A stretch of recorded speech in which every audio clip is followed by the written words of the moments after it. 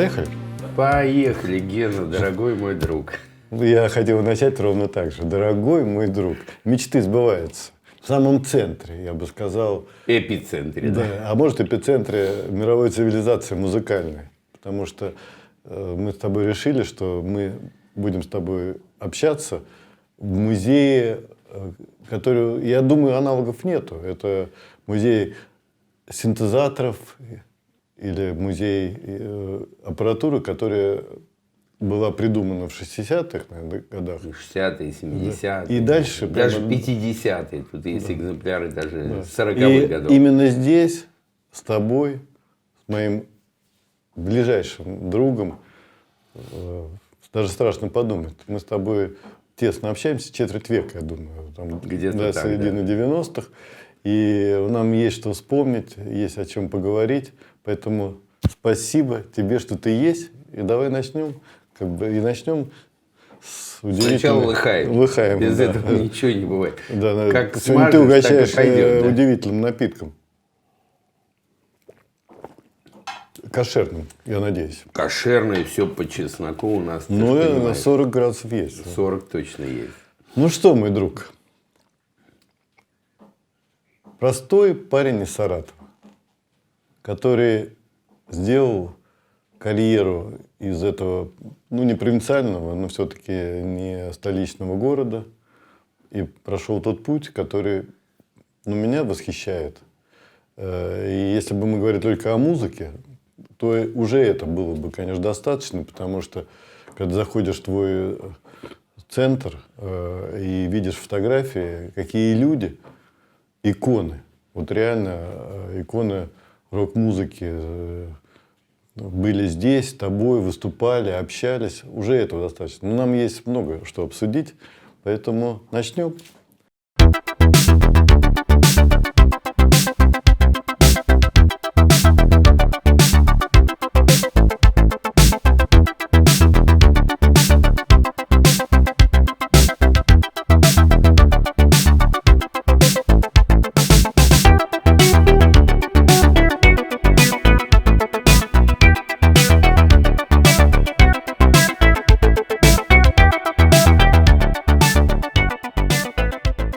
Ген, дорогой, во-первых, аналогично, очень рад. Вообще с тобой рад в любую, как говорится, такая же. В разведку иду не без оглядки. Знаешь, что мы друзья настолько верные и преданные, а дружбу и любовь за деньги не купишь. Это искренне от души, 100%.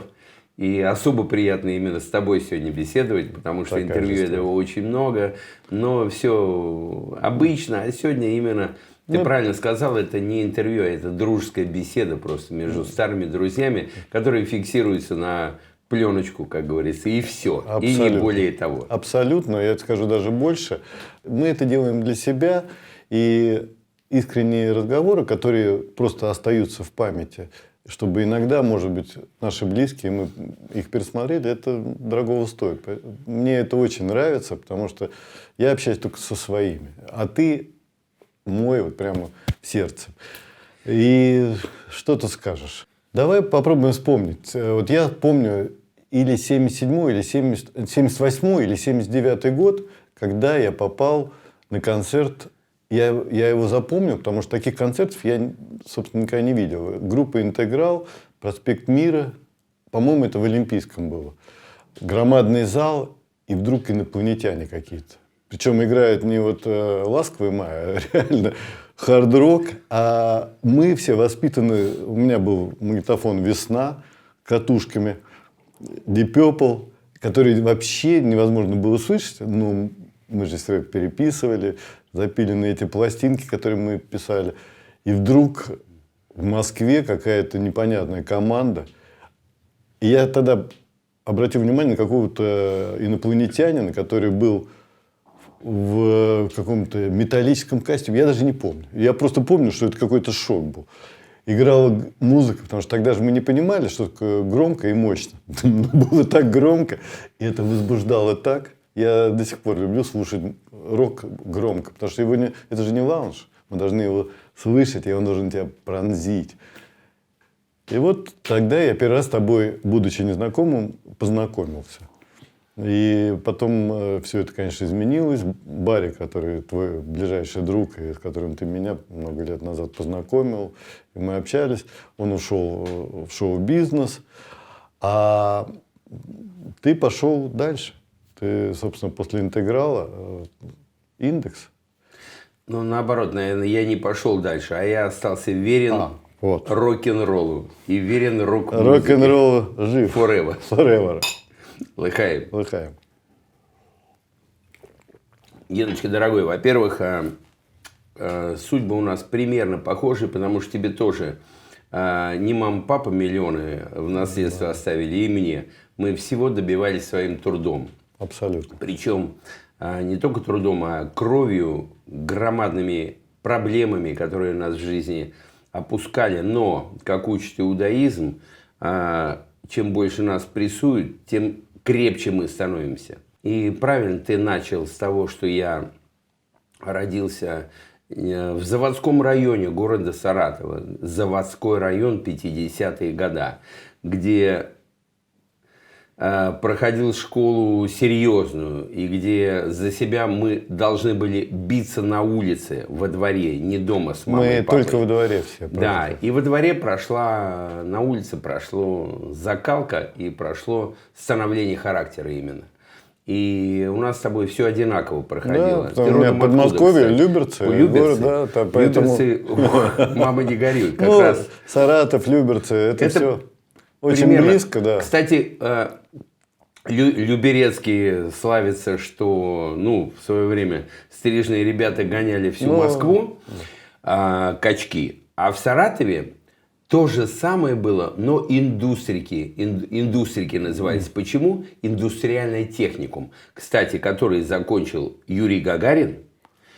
Папа, мой папа, прыгал с парашютом с Юрием Гагариным в Саратовском авиаклубе, который Гагарин был просто мальчик, студент. Я в шоке. Почему? Потому что в центре Люберца, рядом с моим домом, находится Гагаринское училище профессиональное, где Юрий Гагарин учился и заканчивал. Училище. Значит, в училище... потом, видимо, он Наверное. закончил Саратовское. Нет, это было училище, он был подросток. Он учился в Гагаринском училище, и там репетировали мои товарищи. И вот группа Любе, они как раз, по-моему, базируют, Коля Расторгуев, вот в Гагаринском училище. Знаешь, как все пересекается. А про Колю Расторгуева мы уже вот так вот ушли в сторону, да, но не важно, мы потом тоже товарищ, вернемся. Да. Коля Расторгуев в 1979 году, группа «Интеграл» была. Да. Ого-го. А он приехал в Саратов, и Розенбаум, Саша, с гитаркой Что из ты говоришь? Питера. Ну, его там никто не знал. Вот, никто не знал ни в Люберце Колю, ни Розенбаума в Питере, в Ленинграде тогда. И он приехал в Саратов, и тот, и другой. Но в «Интеграл» им было нереально устроиться, работать там. Уровень был серьезный, музыкальный именно уровень. Ну, конечно. Но они устроились в группу «Шестеро молодых». Что ты говоришь? Велен Дарчиев. Это которая была, ниже. Мы «Интеграл» по России ездили, по СССР. А Велен Дарчиев и «Шестеро молодых», они по области, где-то тоже в регионах. Но группа, которая уже была на втором плане. И Коля Расторгуев и Розенбаум, Саша, работали в ней. И они, конечно, мечтали попасть в «Интеграл», но в «Интеграле» мы рокеры. Я понимаю, кто там был. Но вообще это настолько все интересно, потому что я в эти же годы, 78-й, 79-й, когда ребята приехали в Саратов, а ты уже уже все набожитель, я дружил в том смысле, что мы очень близко дружили. Он у меня дома был с начинающим музыкантом, который мечтал сделать музыкальную карьеру, Володя Холстинин, который сейчас уже стал культовым, группа «Ария». А тогда он играл на гитаре, запил Ричи Блэкмора, одну шестиструнки ленинградскую из меня. И мы мечтали о том, что будем музыкантами, потому что я тоже баловался на басу в школьном ансамбле. И вот так годы прошли, теперь ребята все мегазвезды, а мы продолжаем заниматься тем, чем мы любили. Мы любим заниматься. Любим, и дай бог еще многие годы будем любить заниматься. Холстинин, потом я вам покажу, в 87 1997 году я делал большой фестиваль в Новороссийске, как раз Ария выступали. Их только Вайнштейн сделал как Ария группа. Да. И вот Холстинин как раз и первый состав выступали там. Ну да, Дубинин, Дубинин, там, да, ну, да, не да. важно. Ну, это не важно. Я Но- просто, вот это мое детство или подростковое время, я 100 лет не видел их, но это время, когда мы на катушках слушали ту музыку, на которой вот я вырос, и я до сих пор без нее просто не могу. Причем понятно, что начинали мы группы Kings, Procol Harum, а потом Beatles великие и могучие. Но все-таки вот наше поколение, это все-таки Deep Purple и антагонисты Led Zeppelin. И, конечно, там же Black Sabbath еще с Оззи, и Grand Funk, и Slade, и Sweet.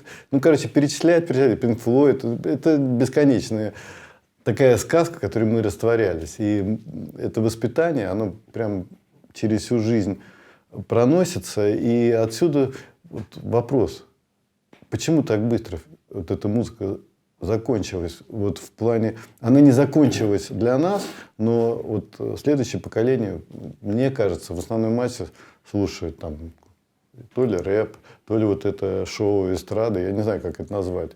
Ген, на самом деле, ну, все периодически, все сменяется, все по спирали, мир так развивается, мир так движется, поэтому это нормально, это процесс, но рок-музыка, она уже стала классикой, Классика, так же, как абсолютно. и джаз, и Да. органная музыка от Баха, и клавесинная Да, и музыка, и классическая. оркестровая музыка, и Бетховен, и Моцарт. Не может быть вечно популярным Бетховен или Моцарт. Думаешь? Оно популярно, но это классика становится. Но новое поколение, оно всегда идет в пику старому поколению, всегда создает что-то новое. Насколько это круто или нет, это история рассудит и будущее покажет. Но мне лично, безусловно, не совсем близка хип-хоп культура и электронная музыка. Оно круто, бывает Но мы же очень... воспитаны просто, наверное. Вот, мы просто, наше детство проходило в ту эпоху, поэтому мы, а когда детишки, ребенок, он как губка впитывает в себя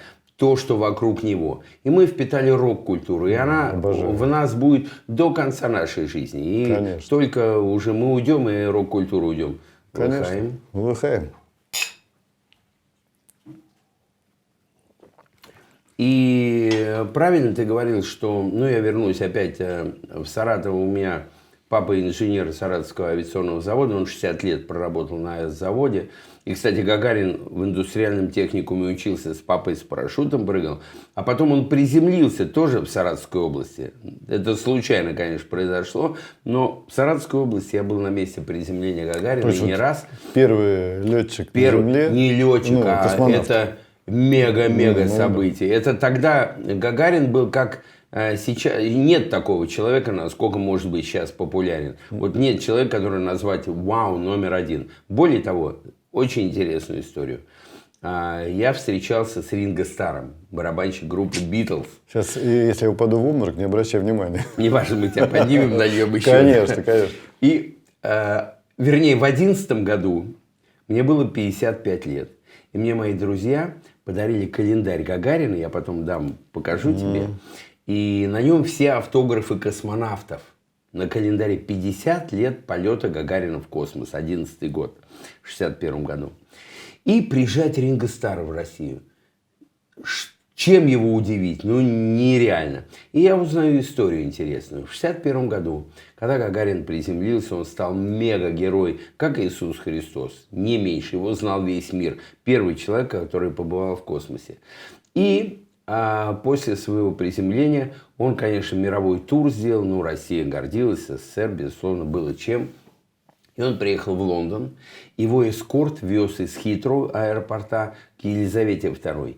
И громадная толпа стояла вдоль дороги увидеть Гагарина. И Ринго Старр был в этой толпе. Никому неизвестный барабанщик из какой-то группы в Ливерпуле.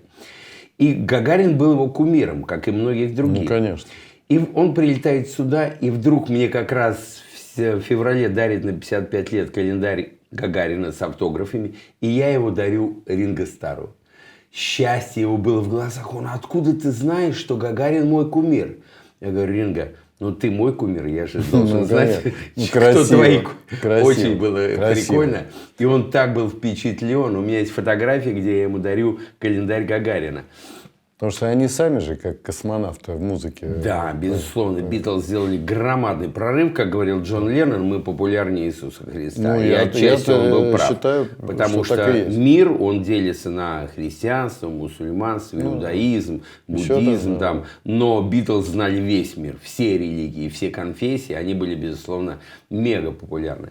И вернемся опять к интегралу. Действительно, я сейчас очень религиозный человек, Мы соблюдаю об этом шаббат. отдельно поговорим, Да, отдельно потому поговорим. что Но, тема очень меня да, интересует. но я верю, что у каждого человека есть свой ангел-хранитель или своя судьба, или путь, которым ему предначертан высшими силами, высшим разумом. И вот я вижу и чувствую, что меня Господь или высший разум ведет по какой-то дорожке. Мы часто пытаемся налево мы же свалить. люди, мы же не ангелы, мы да. грешные, да. Это- И мы все время куда-то в бок. А он нам щелбанчик такой, бам, или по попке, бам-бам, есть обратно, местечко, обратно, да. И вот тут ты часто начинаешь призадумываться, есть ли этот другой мир, есть ли эти ангелы-хранители, есть ли высший разум. И теперь я уже понял лет 10-15, что это точно есть, потому что я с ними разговариваю, с высшим миром, и они мне отвечают, самое главное. Как ты знаешь, в иудаизме, я немножко перепрыгнул. Давай пойдем в эту тему, потому что Не-не, мне мы и в она музыку, очень интересна. А и это же музыку. все перевязано. Это пересекается. Да, Мы будем с тобой его метаться. вот так. метаться. Потому что иудаизм, ну, Тора, которая написана вроде 3300 лет для назад. тех, кто не знает, Тора — это Ветхий Ну, Завет. это Ветхий Завет, Да, точная для копия, точный христианства. перевод, да. Без у христианства. единой Да. помарки. Но в Торе как раз каждая глава, которая дана евреям через Моисея на горе да. Синай, каждая глава, мы в течение года должны прочитать цикл, всю Тору. Но раввины продвинутые, они нам объясняют, что каждую главу, вот каждую неделю мы читаем новую главу, и она обязательно связана с сегодняшним днем нашей эпохи. Это правда. И реально вот сегодня то, что происходит вокруг нас, все это мы можем увидеть в этой главе. И каждый год это зацикленно повторяется. Но главное уметь читать между строк. Ну, как и в любой другой Но литературе. мы не умеем. И поэтому есть раввины, которые нам учат и подсказывают. Потому что в иудаизме гематрия, там нет цифр, и каждая буква имеет цифровое значение. И это, это сложнейшая наука, только об этом много часов можно говорить. Но там настолько зашифрованы коды, которые мы никогда не сможем сами расшифровать. Это мудрецы тысячелетиями расшифровывают и пишут талмуды, мишна, комментарии. И вот нам раввины сейчас в доступной форме, на нашем птичьем языке, на простом рабоче-крестьянском языке, нам рассказывают, что там зашифровано на сегодняшний день. Это настолько глубоко, настолько уникально и настолько мудро, что вот именно вот эти знания, они дают мне настолько понимания, где я ошибаюсь, что я косячу, делаю не так, что надо в себе исправить. Это вечный процесс. Как говорится, всю жизнь учись, все равно дураком умрешь. Это истина. Но это интересно. Вот именно мое погружение в иудаизм и мое погружение глубокое в рок-н-ролл дает мне вот такую какую-то смесь дикую, такую и очень интересную. Очень интересно. Которая настолько меня направляет на путь. И опять же говорю, я косячу, куда-то меня сбивает. Даже не объясняю. Да, но все время я вижу лампочку, куда идти, вектор, свет в конце тоннеля. Я вижу путь, куда мне двигаться. И это мне очень помогает. Но вернусь в рок-н-ролл. Давай. Ну, я до того, как ты вернешься назад, такой назад в будущее, Да. я просто в продолжение. Кстати, вот назад это... в будущее очень правильно сказал. Да. Именно точку. Я был несколько лет назад у тебя в гостях, где ты, рок-н-ролльщик и другие ребята, включая, кстати, Баря Алибас, и тут же раввины, мы бегали в футбол, причем ты создал там практически турнир, это было так весело, так замечательно, потом был Лыхаем, потом была такая обстановка, который говорит о том, что вопрос не в том, чем мы занимаемся, а вопрос в том, кто мы есть на самом деле. И знания, они вообще помогают. Хотя знания – это сложная тема. Потому что чем больше знаешь, тем больше... Больше понимаешь, что ты ничего не знаешь. Конечно. Вот. Ну, теперь возвращаемся в интеграл. К рок-н-роллу. Действительно, у меня вообще все время, ну, как у любого человека, борьба внутренняя идет. И я вырос, правильно ты назвал, Deep Purple, Led Zeppelin, там, Джимми Хендрикс. Я больше любил прогрессив рок. Мне вот нравилось Genesis, Yes, Underground Generation, такую King Crimson. Это психоделик такая музыка, которую потом, именно психоделик, мы начали первые играть в интеграле. Именно психоделики. Те композиции, которые запоминаются всем. Но она сложная музыка, потому очень. что Rush, я помню, как бы первые пластинки, они тоже вот такой... Да. Rush это как раз прогрессив. Именно так. Да. Я хорошо сумасшедшая помню. группа. Сумасшедшая группа. И в интеграле мы как раз акцент делали на психоделик, чего не делал никто в СССР. Да, это точно. И этим она шокировала всех. И Слава Зайцев, и Макаревич, когда мы приезжали в Москву, приходили на наш концерт. Слава Зайцев был в шоке, у него такие глаза. Он потом пришел к нам познакомиться. И он на базе, под впечатлением наших выступлений стал целой серией костюмов делать. Ну, просто для тех, кто не знает, это был первый... Он прогрессивный модельер. Модельер такой. Именно прогрессивный, который был популярен во Франции. Да, его Пьер Карден дружил с ним. Да. Ну, мега-звезд. Он, конечно, уникальный был. И мы с ним очень близко дружим до сих пор. Мы с ним даже родственники по собачьей линии, потому что я ему как-то... Он мне как-то на день рождения подарил костюм. Я говорю: Слава, что тебе... А у него день рождения, что тебе подарить? А у меня как раз алабаи, и у меня щенки родились. Я говорю: Слава, может тебе щенка? Он: вау, я мечтаю о щенке. И вот я ему одного, потом через пару лет другого. Мы с ним родственники по собачьей линии, как он меня называет. Это не самая плохая линия. Да. Но вернемся опять в интеграл. И действительно, у меня в интеграле когда я пришел, я был студент консерватории еще. И пришел, когда Алибасов приехал с интегралом в Саратов, они из Усть-Каменогорска, и там они были на танцах играли, ну, как самодеятельный коллектив. Все начинали так, да. Да. И Саратовская филармония его приняла. Его оттуда выгоняли из Усть-Каменогорска, но он слишком был прогрессивный, слишком взрывоопасный для маленького городочка. Его выгоняли. И он написал письма. Оренбург, там рядышком все города и Саратов. Но все отказались, потому что боялись рок играть в 70-е годы. А в Саратове Скорлупкин Александр Николаевич был, царство небесное, уникальный директор филармонии, он его принял. И когда я увидел интеграл в Саратове, вау, я офигел. Хотя я уже год работал в группе «Селигер». А Селигер — это Калинин, город, ну сейчас Тверь, Калининская филармония, Малыш и Евгений, у него была группа фолк-рок, Селигер. И он единственный саксофонист. У нас был Козлов, конечно, про него мы поговорим позже. Да, Алексей, я был на концерте Козлова в эти же годы, когда он играл джаз-рок. Джаз-рок, когда Jesus Christ Superstar. Да, ну конечно. Но сейчас мы про это вернемся. Бади, вокалист был, если помнишь. Да. Ну, это бомба. Короче говоря, и воспоминания. Евгений Малышев, он единственный саксофонист, который играл на двух саксофонах одновременно. На одном себе аккомпанировал, а на другом соло. Гений. Это бомба была. И играл такой джаз-рок сложный, но группа называлась фолк-рок. Он играл национальные народные песни русские, но в джаз-роковых обработках. Сумасшедшая группа была. Интересно. И он меня пригласил как студента консерватории. Я год у него проработал как музыкальный руководитель. И вдруг интеграл в Саратов. Я обалдел. Я к Алибасову подошел после концерта, познакомился, говорю: Барри, я бы хотел у тебя работать. Он потом уже вспоминает. Я говорю: я студент консерватории. Он потом говорит, через несколько лет уже воспоминать, говорит: подошел какой-то модный парень в кожаном длинном плаще. И как только он сказал студент консерватории, у меня отторжение. Я ненавижу консерваторских, все эти понты, там классика. Но чем-то он меня привлек, и я его пригласил на клавиши. Но когда он начал вваливать там, тут я понял, что я не ошибся, и я ему за это благодарен. Конечно. Потому что это, безусловно, для меня уровень.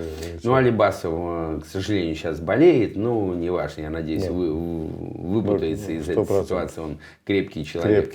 Вот. И, кстати, вдруг мне звонит его сын, Барри младший, недели 2 назад, говорит: Игорь, татарин, говорит, а можно на идише меня научить? Это дай мне педагога. Представляешь? Я говорю, а нахрена тебе мало? Это как негр, знаешь, читает газету, как в анекдоте. Ну, слушай, каждый в меру своей испорченности. Да.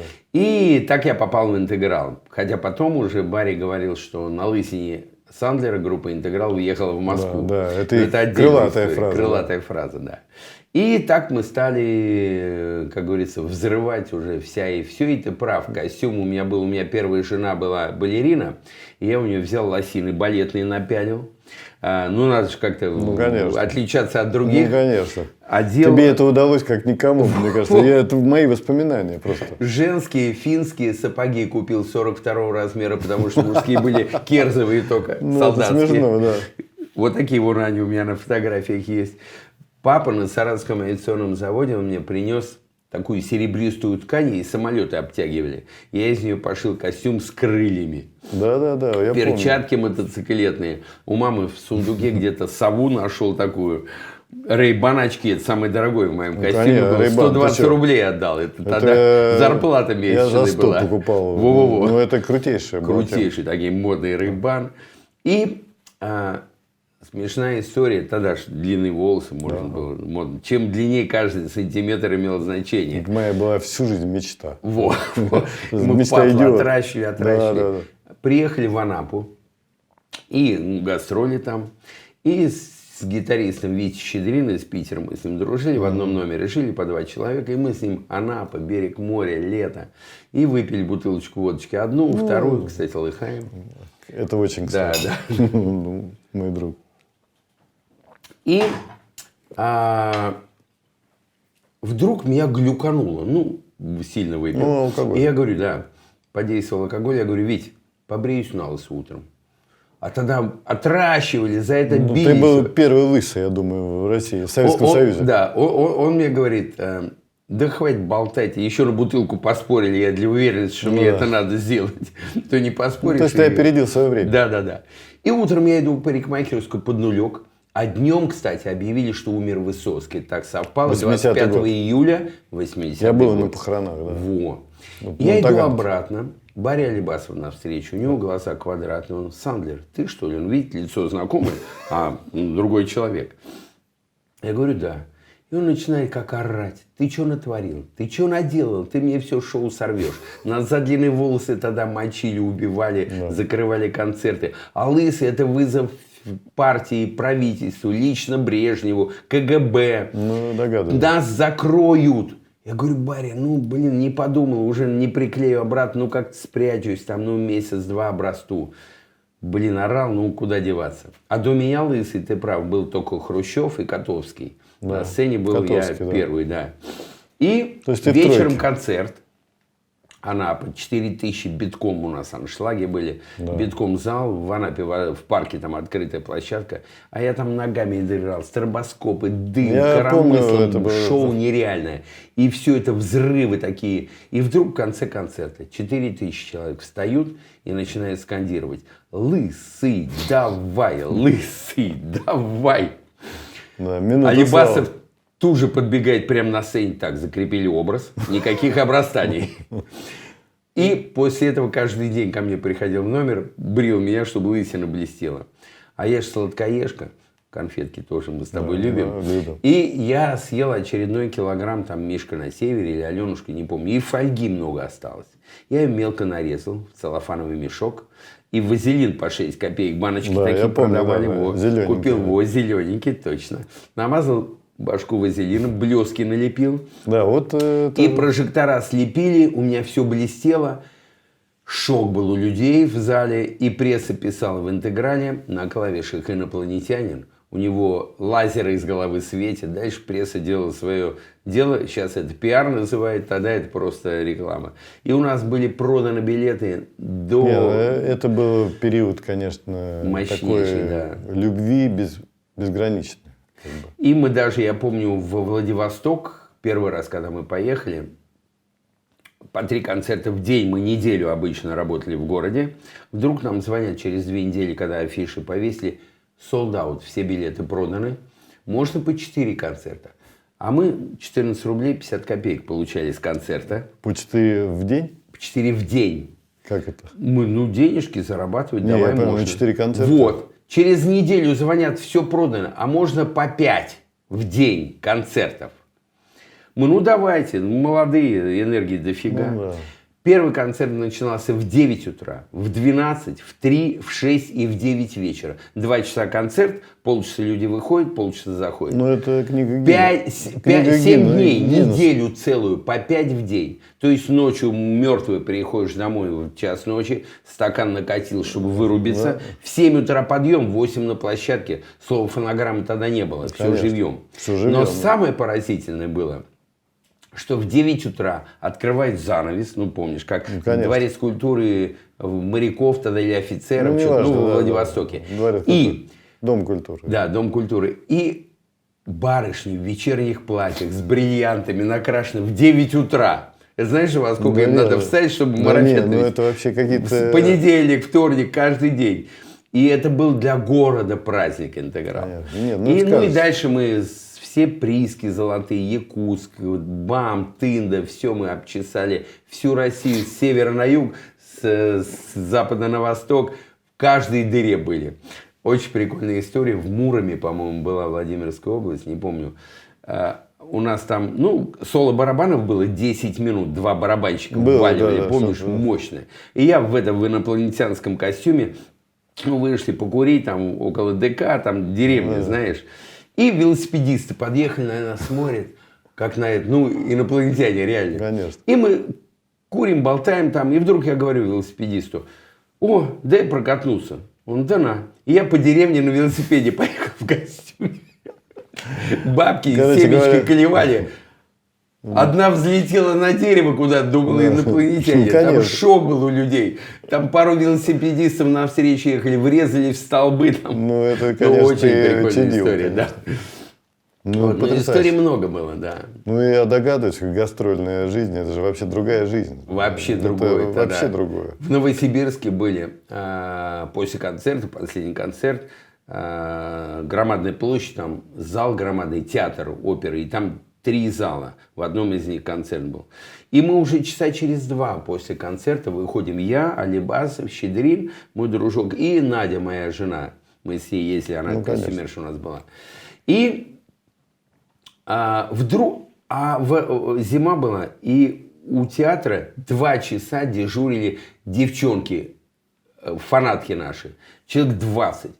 И вдруг они на меня налетают, хватают на руки, рвут эти шубы, Алибасова головой в сугроб, ну просто чтобы не мешали, они начали за меня впрягаться, а их много, девок. Они их разогнали всех, жену погнали мою, и меня на руках тащили в гостиницу через площадь. Ну, такие истории. Ну, их это можно, был да. период, когда Период фанаты... такой, да, они... Я сам проходил все это. Вот. Слушай, и так 4 года? Да, 4 с лишним года «Интеграл», но потом я понял, что уже, ну, одно Ты и то вырос. же, уже я созрел, и мне захотелось что-то сделать свое. Ну, даже, вернее, я просто ушел из «Интеграла». Меня потом и Скорлупкин уговаривал, Алибаса вернуться. Но я понял, что надо что-то менять. Я такой революционер по жизни. Ты 100%. И потом из Липецка ко мне несколько раз приезжал там Борис Холин, и он меня уговорил приехать в Липецк, попробовать у них создать свою группу. А у меня мечта была, я закончил консерваторию, 17 лет музыки учился, подготовительную музыкальную Ну да, школу, да. училище, консерватория и рок. И вот я мечтал сделать классик-рок, как Эмерсон, Лейк энд Такой Пальмер. симфорок. Симфорок, да, симфорок, классик. Ну да, симфорок, правильно ты назвал, арт-рок или симфорок. И я вырос на Эмерсон, Лейк энд Пальмер, О, которому, супер. кстати, 5 лет, вот 2 недели назад, 5 лет, как его нет с нами. И с которым мне повезло встречаться. Ты встречался Я играл с на ним, его да? Муге. На том легендарном Муге. У меня фотографий много, я тебе потом это Не, все ну пришлю. это великие музыканты. Ну, это бомба, Просто, потому что который они играл, классику, кстати, и русскую классику, времена Мусоргского, года. и времена года, Да, да. картинки с выставки. Да, картинки. Да, он столько... Не, ну это выдающийся музыкант. И я в индексе, мне удалось за пару лет собрать программу именно классик-рок. И мы играли Чайковского, Мусоргского, Бетховена, Баха, Ну, в стиле, Моцарта. В рок-музыке, да. И самое уникальное, что я сделал не просто концерт, а лекцию-концерт. То есть я рассказывал аудитории, что такое классика, что такое рок, как построение композиций, как это можно слияние делать, очень про аранжировки. И делал лекцию-концерт. это И интересно. людям это так было в кайф. В Калининграде мы так же, как интеграл, по 5 концертов в день работали. В день классику играть. Потому что классическую музыку не каждый может воспринимать. А вот рок, классику через рок, многие идут на рок-концерт, а я им даю классику, но в рок-обработке. И это намного проще. И потом мне очень много песен писали, что вы нам открыли глаза и мир классической музыки, но Конечно. через более упрощенные не то, что восприятия. упрощенные, просто... Ну, не оркестр, там, где трудно воспринять сразу всю палитру музыки, а именно через более доступный язык. Ну, я вот в Deep Purple, когда Лорд играл баховские все эти проигрыши, это было ты шоу, понимаешь, ну, я думаю, полмира просто начали слушать Баха. Я так думаю. Точно, да, точно, через точно. Классику, через рок. Через рок, да. Вот мне чем очень ты мне близок, что ты настолько потрясающе играешь, и настолько ты знаешь музыку, и настолько ты глубоко в нее окунулся, и настолько это большая часть в твоем сердце и в твоей душе, именно любовь к музыке и такой серьезной музыке. И мне очень приятно с тобой на эти темы всегда говорить и слушать твои композиции, которые ты мне присылаешь. Спасибо, ты мне льстишь, но мне это очень приятно. Не, Ген, ну это так и есть. Ты один из немногих моих друзей, которые реально... Ты уже состоявшийся человек, ты можешь делать, что ты хочешь. И это именно ты хочешь я делать. Очень хочу. Это посыл души. Да. А мы же знаем, что выше молитвы только музыка. 100%. Почему? Потому что раввины так говорят, что если бы не было Торы, не было молитвы, люди бы пели. Так родились блюзы, спричуэлсы, так родились русские частушки, причитания. То есть человек, когда плохо, он начинает молиться. Мы знаем, что атеисты, даже когда летишь и турбулентность большая, Господи, спаси, хотя не верят в Господа.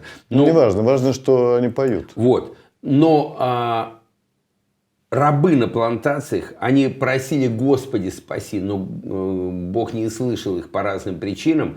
И поколениями из поколения они рабы и рабы. И вот тогда они начали петь, потому что они поняли, есть преграда между высшими силами, и они начинали петь. Через музыку они выражали боль свою и страдания народа. И так родились блюзы и спричуэлсы. Да. И в России то же самое, частушки, в любой причитания. стране. В любой есть именно боль народа, она выражается в музыке. Потому что 7 нот всего...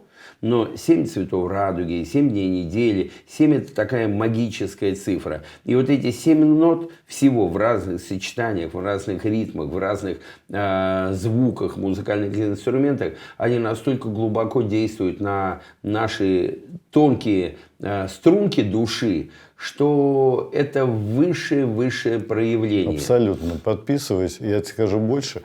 Мне довелось познакомиться, у меня в гостях был один индус, просветленный, такая отдельная каста, там, ну и мы чаевничали, естественно, он не пил, я выпивал, но дело не в том, что мы пили или выпивали, а в том, что там в какой-то момент он попросил: поиграй, я ему поиграл.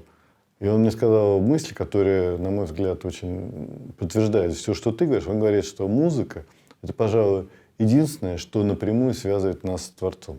То есть так и есть. Это, да, такая мысль, говорю, почему да. такой индуист, буддист. Но это реально так, потому что 89-й год, Pink Floyd, Олимпийский концерт. Ты это мой, ты что, смеешься? Я был на этом, конечно. Это в тройке моих самых любимых концертов в мире. Я не хочу сказать, что он первый, потому что вот с ним конкурирует Маккартни на Красной площади.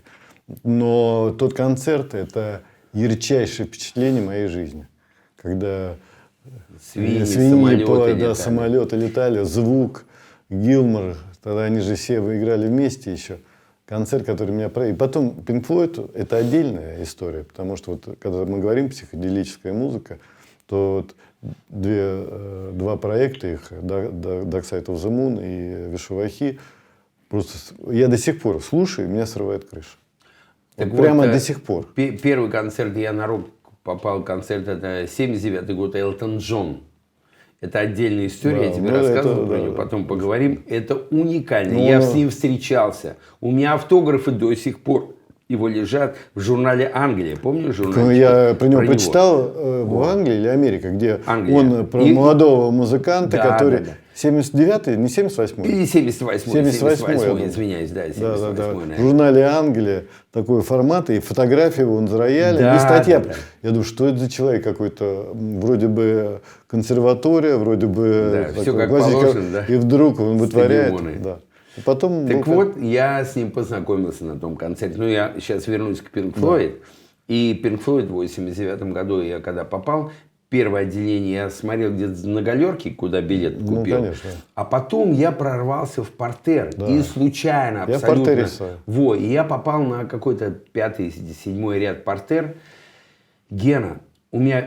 Ну, потом было пару раз, может быть, когда слезы накатывали, но там я рыдал. Да, я вот тебя меня понимаю. так прибило, у меня слезы текут, я не могу ничего с собой сделать. Просто меня прибило и накрыло. Я понимаю, что я нелепо выгляжу в глазах нет, соседей, это но я не мог эмоции, себя- которые это невозможно. эмоции. Я примерно так же себя ощущал, но Я- поэтому мы с тобой близки, Да, потому да, что да. это невозможно. Это шок. Потому что Культурный шок был, реально. Потому что они дергают за такие струны, которые мы Словами беззащитны. этого, да. Словами мы беззащитны, ты прав. Да, и да. это Ну, это настолько сказочно. шокировало и настолько убило вообще, что уникально. И вот действительно музыка, она чудеса делает. И музыка, она и лечит, она заставляет вроде инструментальную музыку, без слов мы слушаем. Мы можем смеяться и можем рыдать. Абсолютно. Под инструментальную 7 ноток всего. Как это вот таинство и вот это глубокая химия, вот именно химия, вот какое-то определенное сочетание, как парфюмер фильм, определенное сочетание чего-то дают взрыв эмоций. Это непонятно, необъяснимо. Поэтому мы и продолжаем этим заниматься, потому Вот. что эти эмоции, они просто сегодня нам очень нужны для того, чтобы делать и другие какие-то проекты Конечно, и так далее. Потому конечно. что я считаю, что это одна из очень важных, может быть, не важнейших, но одна из прямо Ну, вот одна из глобальных, самых, да. важных, как бы просто возможность слышать хорошую музыку. Потому что, как сказал, я могу ошибаться, по-моему, Луи Армстронг или кто-то сказал из великих джазовых музыкантов, что нету там направления. Есть просто два Хорошая вида и музыки. плохая. Да, Да. красивый и не очень красивый, как он сказал. Или, как говорил Станиславский, кто вдохнул пыль сцены, тот задохнулся навсегда. Ну, Но да. это для тех, кто выходит на сцену, это действительно наркотик. И действительно, когда ты выходишь на сцену, перед тобой тысячные залы, и каждый ловит малейшее движение твоей руки или твоего 100%. звука, это наркотик настоящий. При этом, когда мы говорим о группах, рок-группах, там появляются люди, все время как бы идут новые какие-то люди, не только со стороны зрителя, но входят в состав. Ты же открыл столько музыкантов. У тебя же Альберт, Альберт Асадуллин. потом Лепс, Гриша Лепс, Гриша, ты да. просто открыл для Да, Лепс этой открыл. страны. Вот сегодня он там собирает тоже многотысячники. И, собственно говоря, в какой-то момент там случилось у тебя несколько историй, но мы не будем даже в них уходить. Но так получилось, что ты просто эту группу передал не менее сегодня или в какие-то годы популярному Серову, да? Ну да. Мадонна. Мадонна. Давай, Ну, выхаем да. За Сейчас мы дольем. наших друзей и красивых людей. И действительно, группа «Индекс» мы играли классику час, ровно час классическую музыку, потом 20 минут мы играли уже рок-инструментальный, я сам писал, именно инструментал. Нельзя купить билетик, сходить, вернуться в прошлое. Как я много пропустил. отдал, чтобы туда Да, попасть да. тоже. И на лекцию. Видео не осталось у нас, к сожалению. Это просто... Тогда не писали. Ну, не видишь. писали. И потом я пригласил из Питера, я понимал, что надо все-таки, вокал должен быть в концерте, я пригласил Альберта Асадуллина. Он 10 лет пел «Орфей Евридикус» Понаровской, Да, конечно, Журмина, да, Саши.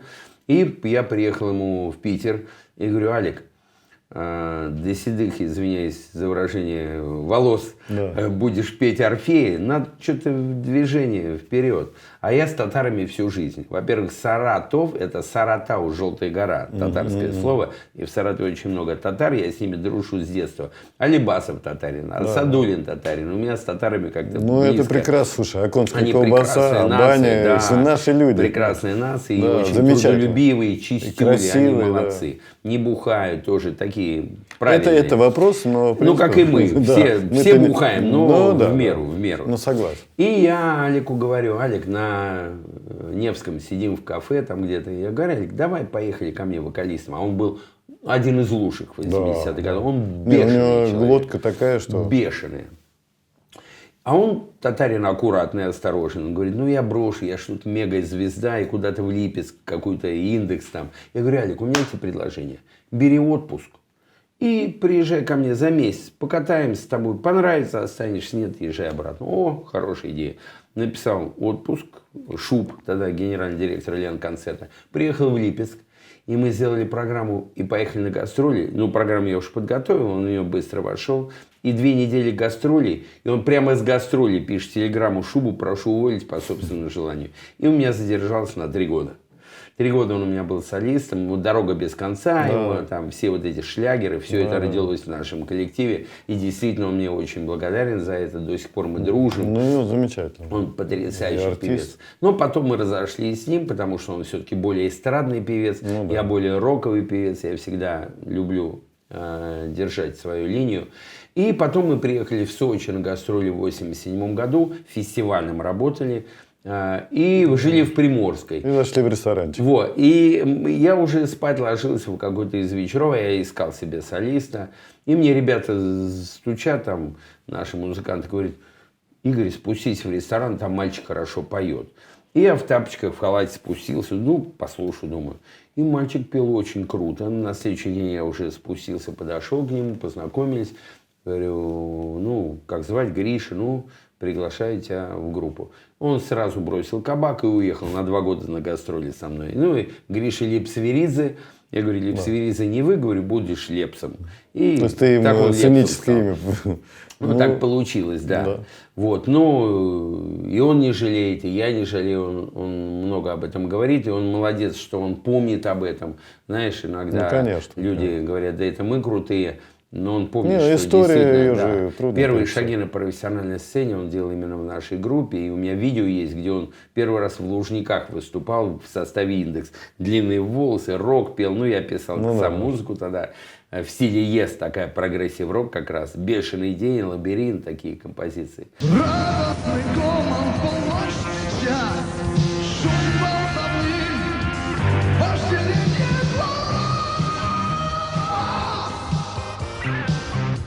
И Гришка молодец. Но в 89-м, да, у меня была трагедия, там сгорела аппаратура, ребята сгорели, долго рассказывать. И я уехал в Англию, и Гриша уехал в Сочи, вернулся. А группу я дал Александру Серову, и я несколько лет в Англии проработал, где у меня была единственная это первая англо-русская группа. Англо-российская, да, группа Red Rock, Красный Рок. Тогда... До Парка Горького практически. Уже Стас уже следующим пошел. Не-не-не, Парк до меня были. До тебя, Геночка, да? Парк, они, по-моему, с 88-го в Америке уже. Но они в Америку. Да, они молодцы, они тоже не... Ну, Парк Горького вообще крутая, я считаю. Там, из русских групп отечественных они номер 1. Они такие... потрясающие композиции писали. У них фан-база своя громадная была в Америке. Они реально единственная российская рок-группа, которая в Америке достигла определенного уровня. Они в 30-ку MTV вошли. И мы с Беловым приехали как-то на концерт к Оззи Осборну, и Mötley Crüe, Aerosmith. Они его знают, Белова Лешу. Ну, да, то есть он достаточно известный там был. Вот, ну, а ты я в Англии, куролесил по Англии. По Англии. Лондон, Ливерпуль, Манчестер, Норфолк, Бирмингем. То есть по местам боевой славы. По местам боевой славы. В Норфолке мы вообще с Рик Вейкманом играли. Ес клавишник, представляешь? Я должен вздохнуть. Группа Ес, это боги вообще. Боги, да, абсолютно боги. Ну, а потом уже в 90-е тут завертелось все. И я начал возвращаться сюда, и замутил, в молочку меня кинуло. И потом целая история. Ну, с молочкой... Отдельная тема, как говорится. Тема бизнеса, она вообще сложная. Сложная, нет. Просто, когда я начал беседовать, что если бы только мы говорили об одной музыке, нам нужно было провести неделю, не выходя, потому что у меня прямо дыхание сбивается от имен, которые хочется назвать, и вспомнить, и поговорить, и рассказать. Но при этом настолько все многогранно. Бизнес.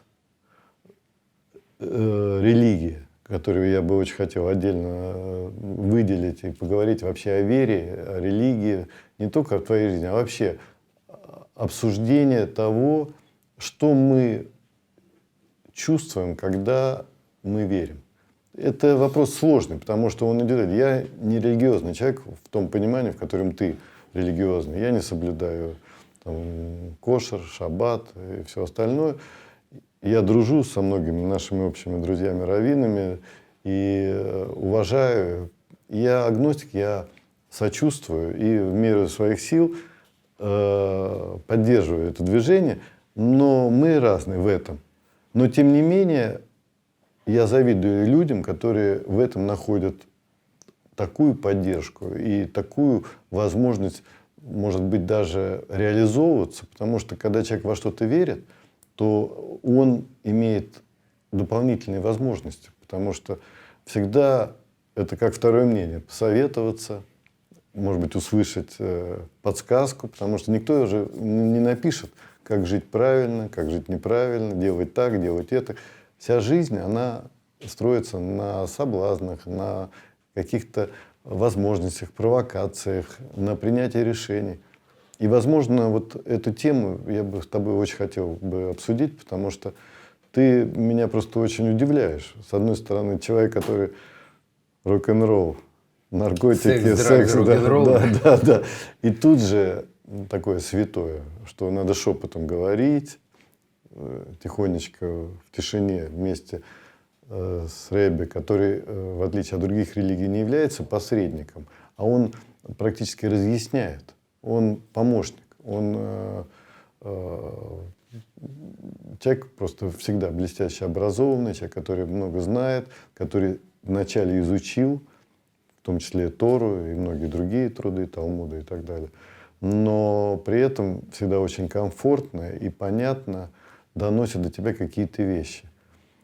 И вот в этой связи вопрос, как ты научился вот это принять и как ты к этому пришел? Потому что мне это интересно. Может быть, лет через 30 я тоже к этому приду. 40. Дай бог до 120 тебе, до 150 мы обречены. минимум. Я все время говорю, что просто мы живем в такое время, вот когда мы говорим о везении, нам просто очень повезло. Мы жили там, И вот тут. вообще, как бы жизнь. Дремучим, да. Совок. Что это было вообще? Это такое, знаешь, такая мистерия, которая, может быть, было, а вот пройдет 100 лет, никто же вообще не будет знать, что была такая цивилизация под названием Советский Союз, страшная, там, со всеми историями. Вытекающими. Да, холокостами, которые по всему миру, с индустриализацией, с убийствами. Вообще очень много, что мы про это можем поговорить. Но через 100 лет про это никто не узнает. Хотя это, мне кажется, это великий эксперимент неудачный. Что такое коммунизм, что такое социализм, что такое равенство, что все люди одинаковые, и что все должны получить одинаковые. Если у соседа больше, значит, что-то неправильно. А с другой стороны, это великое время. Мы были молодые, да? Мы реализовывались там, где другие не могли, наверное. Ты в одном, я в другом. А потом мы перескочили вообще в другой мир. И сейчас мы живем вообще в какой-то другой истории, которая резко меняет направление. Вот это все события, которые сейчас происходят на наших глазах. Потому что там пандемия, гендерство, там, жизни черных там, лучше, хуже. Это все звенья одной цепи, потому что цивилизация дала крен. И вот в этой связи религия, она выживет? Когда появились коммуникации, появились компьютеры, интернет. Очень интересная история. Как раз я недавно эту тему изучал, и почему у евреев есть Моисей дал на горе Синай устную и письменную Тору. Как раз вот это и есть ключевой ответ на твой вопрос. Есть такая религия, кераимы. Да, есть. Они не принимают устную Тору, только письменную. Но в чем секрет? Если бы Господь дал только письменную Тору, то буква в букву, мы знаем, письменная Тора, она 3300 лет, ни одной буквы не поменялась до сегодняшнего дня, она дошла именно в таком виде. И Ветхий Завет это то же самое. Но почему еще устную Тору Господь дал? Именно устная Тора, она расшифровывает письменную, и поколение раввины из поколения в поколение, 169, по-моему, поколений уже, которые передали друг другу, они все фамилии есть, от Моисея до сегодняшнего дня, через каких раввинов устная Тора была передана.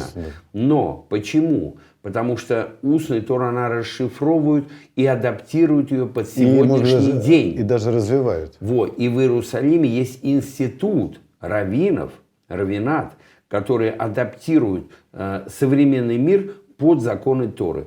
Появилось электричество там 150 лет назад. Что это такое? Это работа или нет? В шаббат можно включать или нет? Появились самолеты, можно летать? Нет. Машины, можно ездить? Нет. Интернет, можно пользоваться или нет? Что в интернете? Новых море сфер, о которых в Торе ничего не сказано. Вот для этого есть устная Тора, которая трактует. Но если бы не было письменной, а была бы только устная... То есть база и настройка. Да, и настройка, именно так. А если бы не было письменной, только устной, кто-то так говорит, а почему устная Тора передавай и трансформируй, то она бы ушла вообще, тогда бы не было базы. И тогда бы раввины могли чуть-чуть изменять, и она бы в корне изменилась в итоге. Поэтому именно вот баланс устная и письменная Тора, они дают то золотую середину, которая сохраняет базовые законы евреев. И это не только евреи, потому что Тора, Ветхий Завет или Коран, который тоже базируется на Торе. Конечно. Это, в принципе, как я всегда говорю, вот к органу или к гитаре есть паспорт, или к машине, к мясорубке паспорт, инструкция к использованию, к применению. Вот Тора или Коран или Ветхий Завет – это паспорт для человека, как нам жить правильно, чтобы мы не испортились, чтобы мы правильно питались, чтобы мы правильно жили. Мы косячим, конечно, так же, как и машину. Мы перегазовываем и потом в ремонт бежим. Да, двигатель. Что-то сломалось. Тосол поменять. Тосол поменять. Именно про хорошие комментарии. А мы в себе тоже менять должны все время. И все время заглядывать в инструкцию к эксплуатации, к нашей души. Потому что тело, оно временно, ну, если ты веришь, а душа, она будет жить вечно. Как я пришел к религии, на самом деле очень многие рок-музыканты и музыканты приходят к религии. Я знаю масса православных ребят, Белов тот же Пар Горького, Кормухина, который очень глубоко, Романов, там, Леша Воскресенье. Очень многие музыканты в религию ушли. И на Западе Мик Джаггер кабалу изучает, и Мадонна. Потому что в религии действительно там очень точно и очень понятно прописаны законы жизни. И очень те вопросы, на которые мы порой просто не хватает, у нас коробочка-то маленькая, и мозги ограничены, наше мышление. Ну, а тебе там, не скажешь, но в принципе да. Ну, как у нас правило, вот так вот, у нас мы маленькие, мы липусенький мозжечок, там, и в нем, в маленьком мозжечке 3-5% работает, да, а остальное конечно. на будущее Господь создал, когда мы дозреем, чтобы Он нам открыл. Ну, это как еще. раз через 40-50 лет мы уже подойдем. Молюсь, я тебя за язык не тянул, Ген. Все, мы Всё, потом давай, делаем давай. лохами, для этого надо налить. И в один момент я просто сел и подумал, вот кто я такой?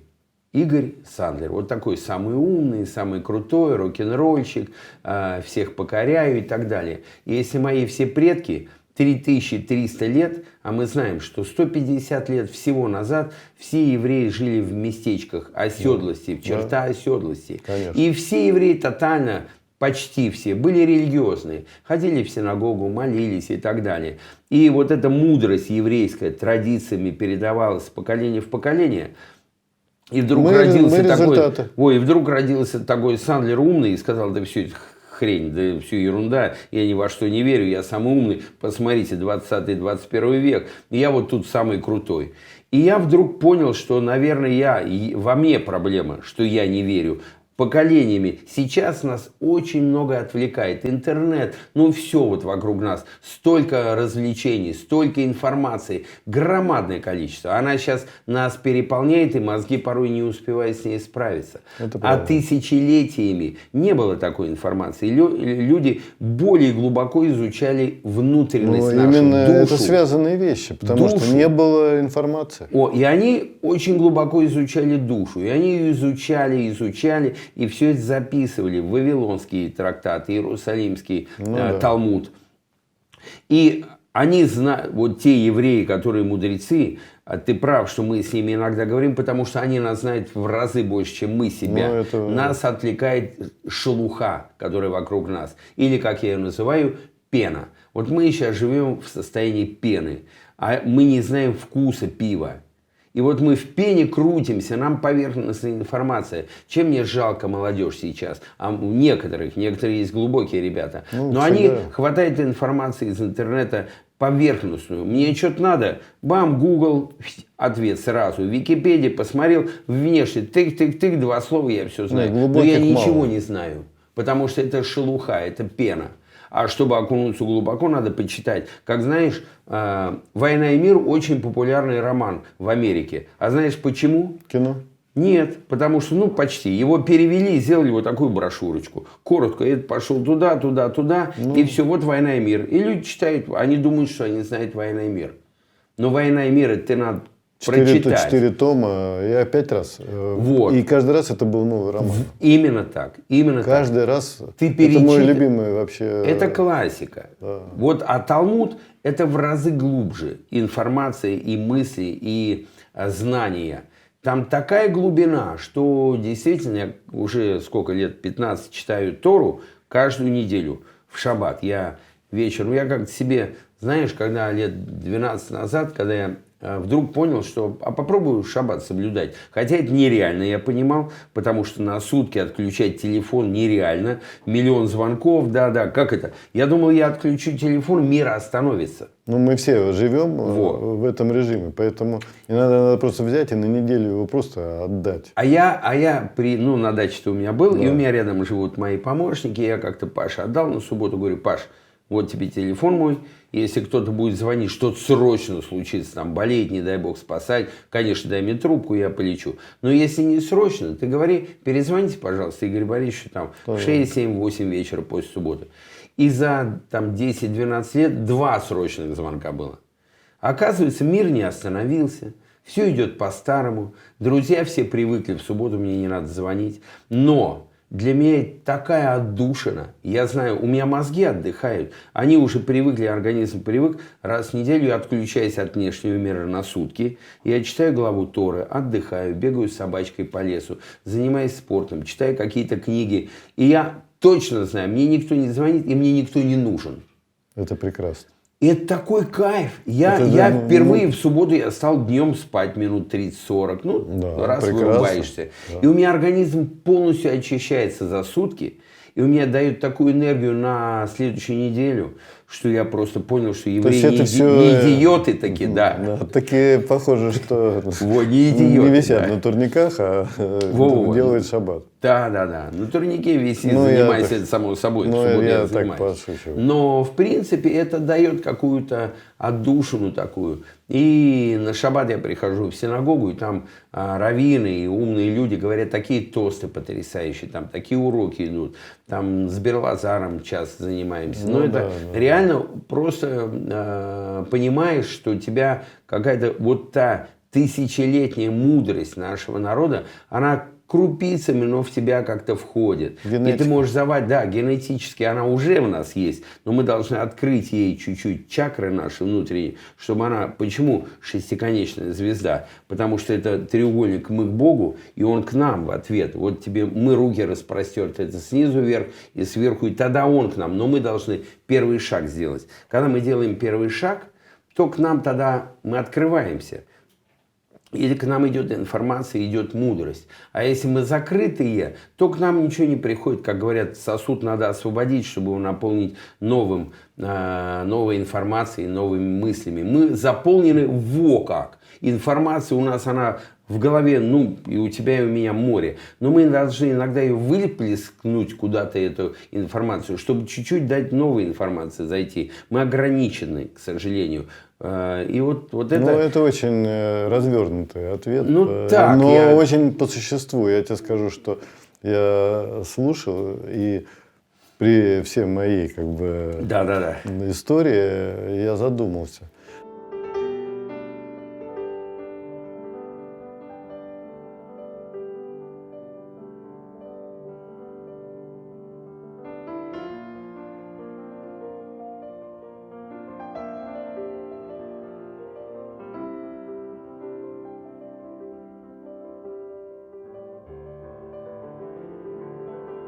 Ну давай сейчас немножко вернемся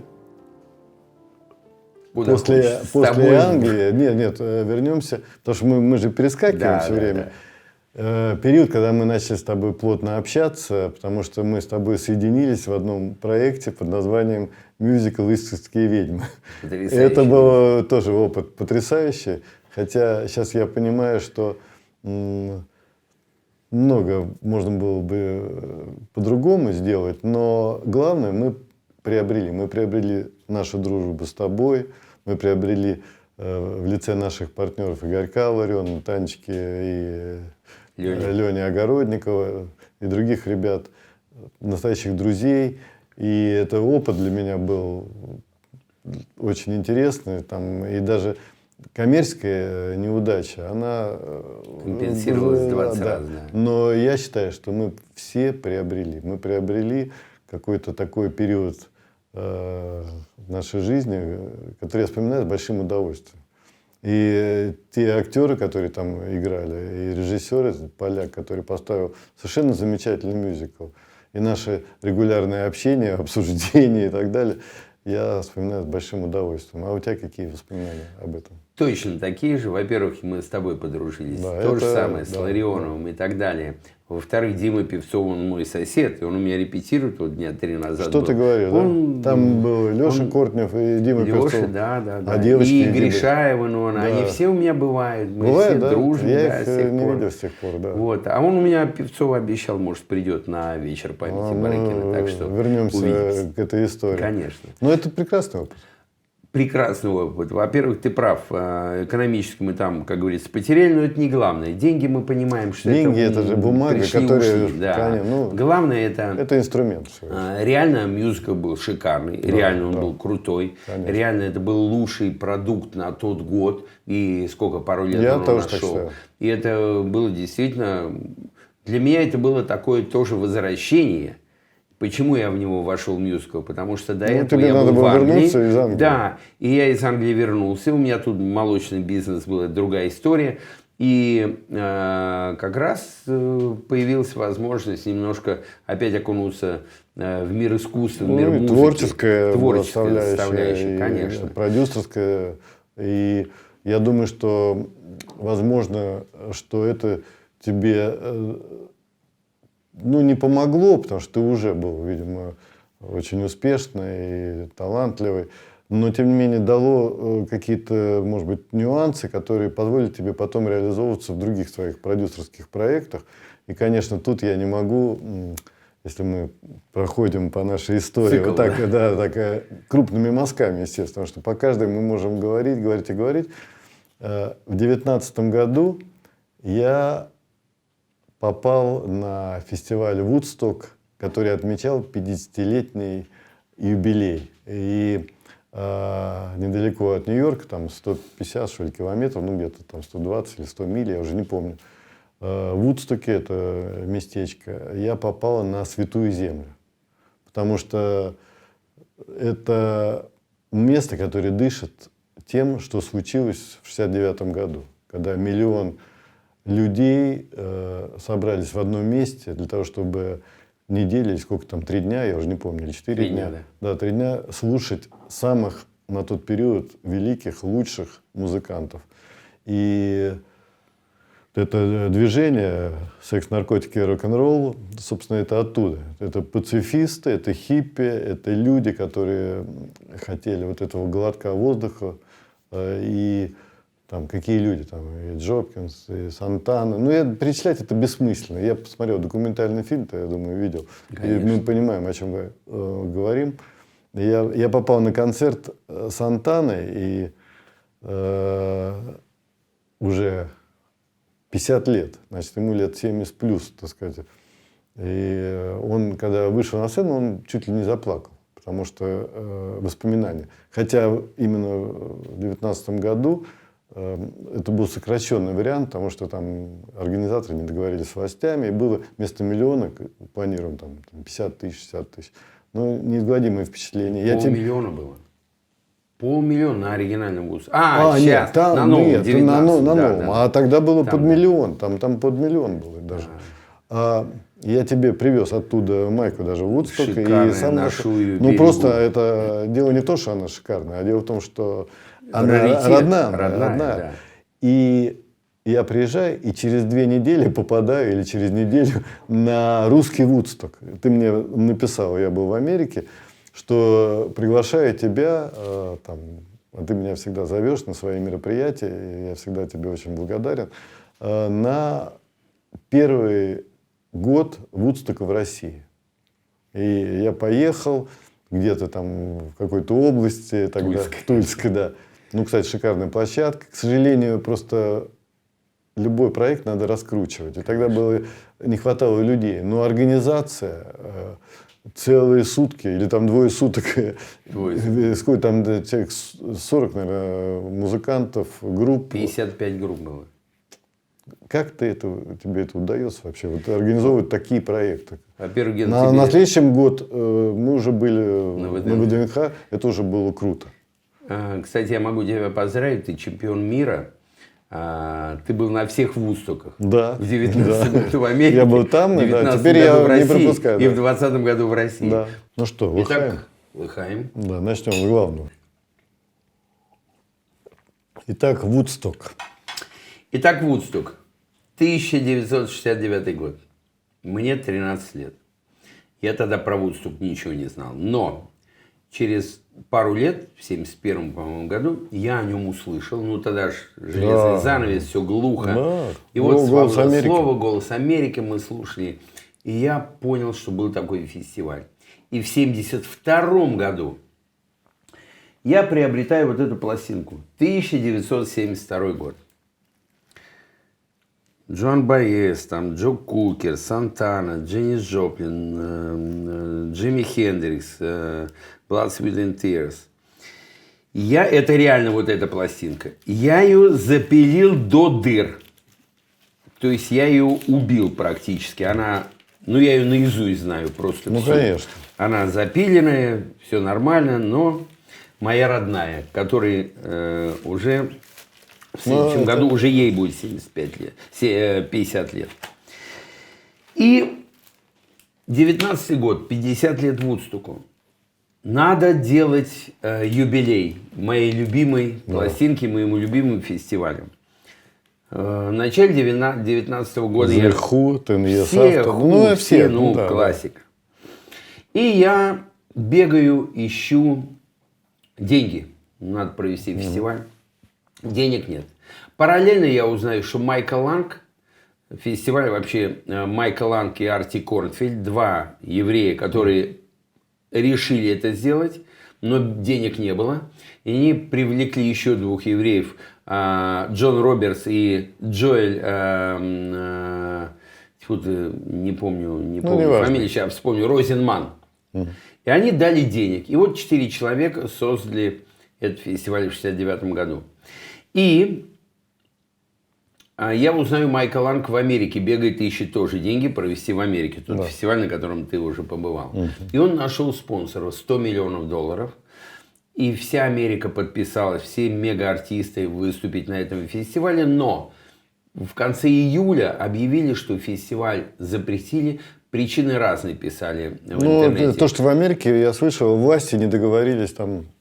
Кто-то власти не договорились, кто-то говорил, что власти побоялись терактов, потому что громадное скопление людей собиралось. Может быть, да. Кто-то говорил, что спонсоры обанкротились. Много версий. Но факт то, что фестиваль аннулировали. И пришло в итоге, по-моему, 30 тысяч человек. 50 куда тысяч, ты, 50, может, куда ты попал. И именно в это время я нахожу площадку под Тулой и нахожу Джусоев, осетинец такой, Альберт Александрович, потрясающий человек. Я тебя с ним знакомил, мы обедали вместе. Замечательно.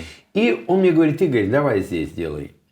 И минимальнейшие денежки вот на привоз артистов он выделил. Минимальные. Я собрал 55 групп, 5 сцен у меня было. Да, я помню. Но самое главное, я вырвал Country Join the Fish, которые выступали на этом Вудстоке вместе с Джимми Хендриксом. Они на первом листе 50, там сколько групп было, но тут только избранные. И Шанана, Эллиот Кан, да. и Барри Мелтон из Country Join the Fish. Эти два человека ко мне реально прилетели, я тебя тоже с ними Да, знакомил. я хорошо помню. Более того, мы у тебя ужинали в твоем потрясающем Сейджи, извиняюсь, ресторане. Они в восторге были от кухни, от твоей. Мы тогда зажгли. Прием. Да, зажгли просто, как положено. Они до сих пор вспоминают твою потрясающую гостеприимность. И они прилетели. И мы провели, конечно, это было 200 километров под Тулой, там не успевали ничего организовать, но тем не менее мы провели и попали в историю, что это был 50-летний фестиваль, который отметили в России. Но самое чудо произошло через 3 дня. Фестиваль у нас был 14 сентября 2019 года. Потому что я 12 прилетел. Во. А 17-го... сейчас я еще покажу. Потом мне уже подарили, ребята знают, что я по Вудстоку, вот это уже альбом, точно такой же, но в идеальном состоянии пластинки. Это нулевые, то же самое, вообще нулек. Не крученные. Ну, я смотрю, родной. Родной, все родное, Да, вообще в идеальном. Винил, видишь? ты знаешь, это моя слабость. В идеальном состоянии. Дальше. Потом я уже приобрел попозже двойной альбом «Вудсток». Тоже это редчайшие экземпляры. Но его я не видел даже. Да, его вообще мало кто знает. Он Limited Edition очень маленькой партии вышел. Но потом произошло еще одно чудо, и мне привезли запечатанный Джимми Хендрикс «Вудсток». Принт японский. Японцы, да, и я смотрю. запечатанный, и все его полное выступление. Это DVD-альбом, это не... Да, я понимаю, понимаю. Раньше DVD Да, смотрели конечно, на у меня этом. есть энное количество. Во-во-во-во. Да. Потом уже мне подогнали и кассеты, это обычные кассетки, такие Вудсток оригинально американские. Это уже русский Вудсток, уже как DVD. Но потом произошло чудо. Через 3 дня после 14 сентября, 17 сентября, мы каждый год с Берлазаром летаем в Нью-Йорк, там поездки на могилу. на могилу Любавического Реми. И всегда у нас пару дней светская поездка, пару дней уже Мы иногда даже религиозная. один раз Ты встречали, присоединялся, да. когда я оставался. И мы летели в Майами 17 сентября, через 3 дня после Вудстока. И вдруг я узнаю, что в Майами проживает Арти Кортвельд, креативный человек, который создал Вудсток. Я прилетаю туда, звоню Звездинский, там Агутин, наша мафия, все, кто живет. Я говорю, ребят, мне надо с ним встретиться. Они, мы не знаем, кто это такой. Сейчас узнаем. Местных музыкантов подергали. Те говорят, Арти Кортвельд, он в 30-ке людей, которые создали рок-н-ролл. Он живет на вилле, он отшельник, он ни с кем не встречается много-много лет. Его все знают, что он где-то живет, но его в глаза никто не видел. У него охрана, виллы и так далее. А для меня, когда нельзя, то это значит, все, я взрываюсь. Я за вечер, когда мы прилетели днем в Майами, я за вечер поднял на уши всю Америку. И на следующий день в 12 часов я был у него дома. Когда я к нему зашел, он мне пожал руку, говорит, старенький дедушка, говорит, Игорь, ты 16-й человек за 20 лет, который пересек порог моего дома. 3 часа я у него брал интервью, я ему кучу подарков сделал. Он мне в камеру сказал, он мне, во-первых, подарил свою книгу «Арти Кортвельд. Вудсток» и подписал моему брату с любовью, и с любовью к рок-н-роллу и Арти Кортвельд. То есть у меня теперь тоже есть брат.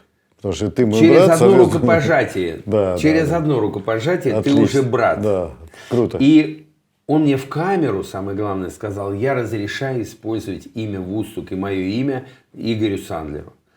Это была фантастика. Это был подарок судьбы.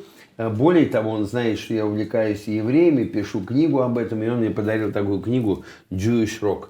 Это тебя сподвигло на... Не-не-не, я до этого начал. этого? Я ему подарил свои книги. Кстати, я о нем в своей книге тоже написал. Ну, естественно, да. Вот. И я, вдохновленный этим, конечно, прилетел сюда. И решил каждый год проводить Вудсток. И в том году, 20-й год, пандемия. Да. Ни в нашествие, ни Дикая Мята, ни Рок над Волгой, ни один фестиваль в России не Кроме? приходил. Кроме Вудстока. Спасибо Да. Творцу. И бегу к Шагурову Сергею Юрьевичу, генеральный директор ВДНХ. Он буквально 1,5 года там его поставили. Говорю: Сергей Юрьевич, надо провести фестиваль. Но он мне дал площадку. Сначала мы планировали у Космоса павильона, там громадный фестиваль. Ну, конечно, Роспотребнадзор и все закрыли. Разрешили в Зеленом театре и в ДК. И я 3000 билетов отдал Мурашко, министру здравоохранения, ну, благодарность врачам, пандемия. И мы шарахнули. 6500 человек приехало. 54 группы. Америка, Куба, Ирландия, Япония, Израиль, Польша, Болгария, Испания. Мне все говорят: пандемия, самолеты не летают. Ты как это все Вообще, сделал? до сих пор загадка. Я говорю: только никому не говорите, это между нами. А как наркотики возят? Ну нельзя же. Ну возят же все, да, правильно. В любой стране наркота Логика есть. железная. Но я присутствовал, поэтому и восторг. Ген, ты как раз, я говорю, ты чемпион по Но всем Вудстокам это новым. было потрясающе, конечно. Действительно. По эмоциям, и как мы там грелись, потому что холодно было. Но самое главное, что я потом понял, что вот меня Бог вел, что Он мне дал провести Вудсток в твой день рождения. Да. И мы его посвятили Да. тебе. Да, это было 19 сентября. это 19 сентября. Я точно. первый раз провел его на общественном. Ну, как провел? Ну, как, Ген, да. ну. И я вспоминаю, как Лариса Долина пела Led Zeppelin. Stairway to Heaven, да. Уже этого достаточно, чтобы шалеть. И, конечно... Игорек говорил, потом у него мурашки у Ларионова бежали, да. что говорит прям. Ну, мы втроем так и провели это. Мы за 3 дня Долиной оркестр, хор собрали, аранжировку написали, репетицию одну всего сводную Я сделали. через какое-то время ее увидел и высказал свое восхищение. Да, Мы на эту тему поговорили.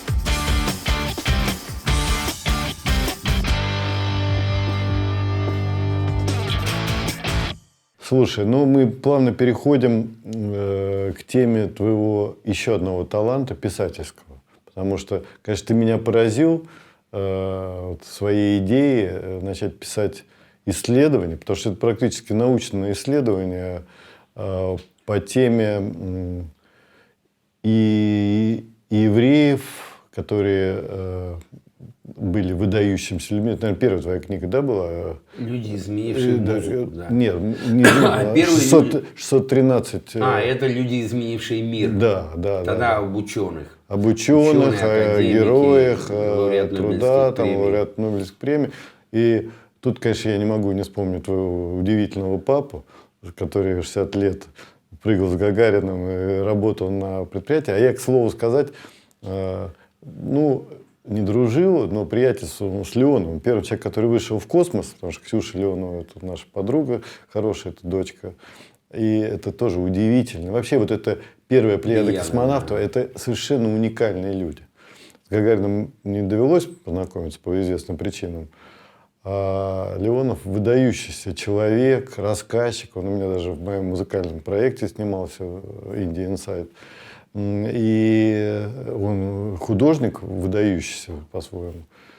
Ну так, слово. И вот ты пишешь книгу с папой, который... Сколько ему сейчас? 90, вот через месяц, дай бог, 91 мы будет. за здоровье наших пап не можем точно, же не это поднять точно. бокал. И это само по себе, в принципе, требует и времени, и изучения. А потом ты начинаешь эту тему развивать. И ты, после того, как евреи, открывшие миру, изменившие мир, пишешь про музыкантов. И мы с тобой когда говорили, он говорит, ну, я выпущу томик. Там такая, ну, давай, даже там, мы как-то участвовали в этом проекте. И вдруг уже сейчас выясняется, что у тебя 5 томов. 5 томов, и ты говоришь, это темы вообще неиссякаемые. Итак, Ты стал писателем. у меня С папой. папа очень эрудированный человек. И он мне всю жизнь рассказывает очень много уникальных историй. Ну, он увлекается и евреями, и открытиями, и атомной бомбой, и оружием, и физика, химия, Ну, такая шахматы. интеллектуал. Интеллектуальная такая... Научно-интеллектуал. Да, научно-интеллектуальная литература. Он ее очень много знает, и у него прекрасная память. А у меня память чуть слабее, не заточен на это. И я многое забываю. И он мне иногда рассказывал, и я говорю, пап, вот давай ты лучше запиши, хоть память такая, у тебя, ты ходячая энциклопедия. И я его 2 года уговаривал. И в 2001 году уломал. И он стал писать. И первую книгу мы с ним выпустили «Евреи. Кто они?». Да, Вопросительный знак, да. Ты мне все время даришь, Во-во-во. поэтому, да. А я пролистываю, то есть я Во. не хочу сказать, что я с карандашом, но внимательно изучаю. Вот, так там очень интересные биографии людей, но очень коротко. Ну и да, это такая справочная Справочный, именно справочный, да, справочник такой был. И это такой, проба пера у нас была, первый блин, как говорится, он не комом. Не комом Но абсолютно. задача еще и продать книгу, чтобы ее читали люди. И поэтому я всегда... одно дело содержание, другое дело внешне, как ее оформить и как назвать. Как корабль назовешь, так он и поплывет. Поэтому Да, я немножко чтобы провокационные не названия. «Титаник», да. Да, провокационные названия. Евреи, кто они? Вопросительный знак. Потому что действительно, кто такие евреи, много говорят, но многие даже не понимают, что это такое, что за национальность, что они, зачем они, почему они их так много говорят. И вот такая задача, книгу «Евреи купят», понятно, но больше, чтобы антисемиты купили, чтобы почитали о евреях немножко. Да, чтобы знали, врага знать лицо. Вот. И это первая такая была проба пера. Потом мы с ним выпустили список Сандлера. Да. Уже по Спилбергу мы пошли. Ну да. Список Шиндлера. И потом мы выпустили карикатуры «Парк Юрского», Да. а у меня «Парк советского» периода. Да, тоже помню. И список Сандлера — это уже более серьезная работа, 2 тома, прекрасное издание. Там мы взяли, где-то должна была быть точка, на чем остановиться. Мы взяли 613 заповедей у евреев, и на этой циферке остановились только великих людей, люди, изменившие мир глобально. В науках, в достижениях человека, в космосе, в физике, во всех сферах жизнедеятельности. И вот эта книга вышла. Но у меня всегда в голове, я уже повторяю, евреи и рок-н-ролл. И я решил написать книгу о евреях в музыке. Сначала мы выпустили «Гиганты шоу-бизнеса», 2-томник. Это о людях, мы взяли 50 биографий. У меня вот это есть. Вот, которые изменили глобально музыку, шоу-бизнес. Что такое музыкант? Те же Deep Purple, Led Zeppelin, Grand За Funk ними и же так далее. стоят специальные люди. Это сверху идет энергия, музыкант ловит эту энергию, пишут шедевры. И Битлз те же самые. конечно. Но что с ними дальше делать, никто не знает. У Битлз пришел Брайан Эпштейн, Да, и всё. который сделал из них Не, Эпштейн Битлз. сделал Битлз, конечно. Брайан Эпстайн. А Эпштейн потом их первые туры в Америку делал. Это другой человек. Led Zeppelin, мои любимые. Питер Грант, тоже еврей. Тоже Led Zeppelin сделал Led Zeppelin, который, причем он был убийцей, реально громила. И он за них, и он сломал шоу-индустрию, кстати. До него Криденс, там их продюсер, музыканты платили немножко, 10% Криденс платили, а 90% забирал себе их продюсер. И в разных пропорциях музыкант. Брайан Эпстайн, он Битлз пополам делил. Да. Все по 20% получали, он как 5-й Битл, как его Пол Маккартни называл. А Питер Грант сломал индустрию, он вышибал, был натуральный. И он сказал: вы, суки, будете платить 90% мне, Led Zeppelin, а 10 себе. И он сломал индустрию. И реально те вынуждены были платить, потому что он бил рожи сразу. Он бандит был такой. Громила натуральный. Что ты такие говоришь? евреи Я есть. даже не знал. Громилы есть, знаешь. Не, есть, конечно. И он вышибал бабло просто тупо. Тогда период был такой, 60-е, 70-е годы.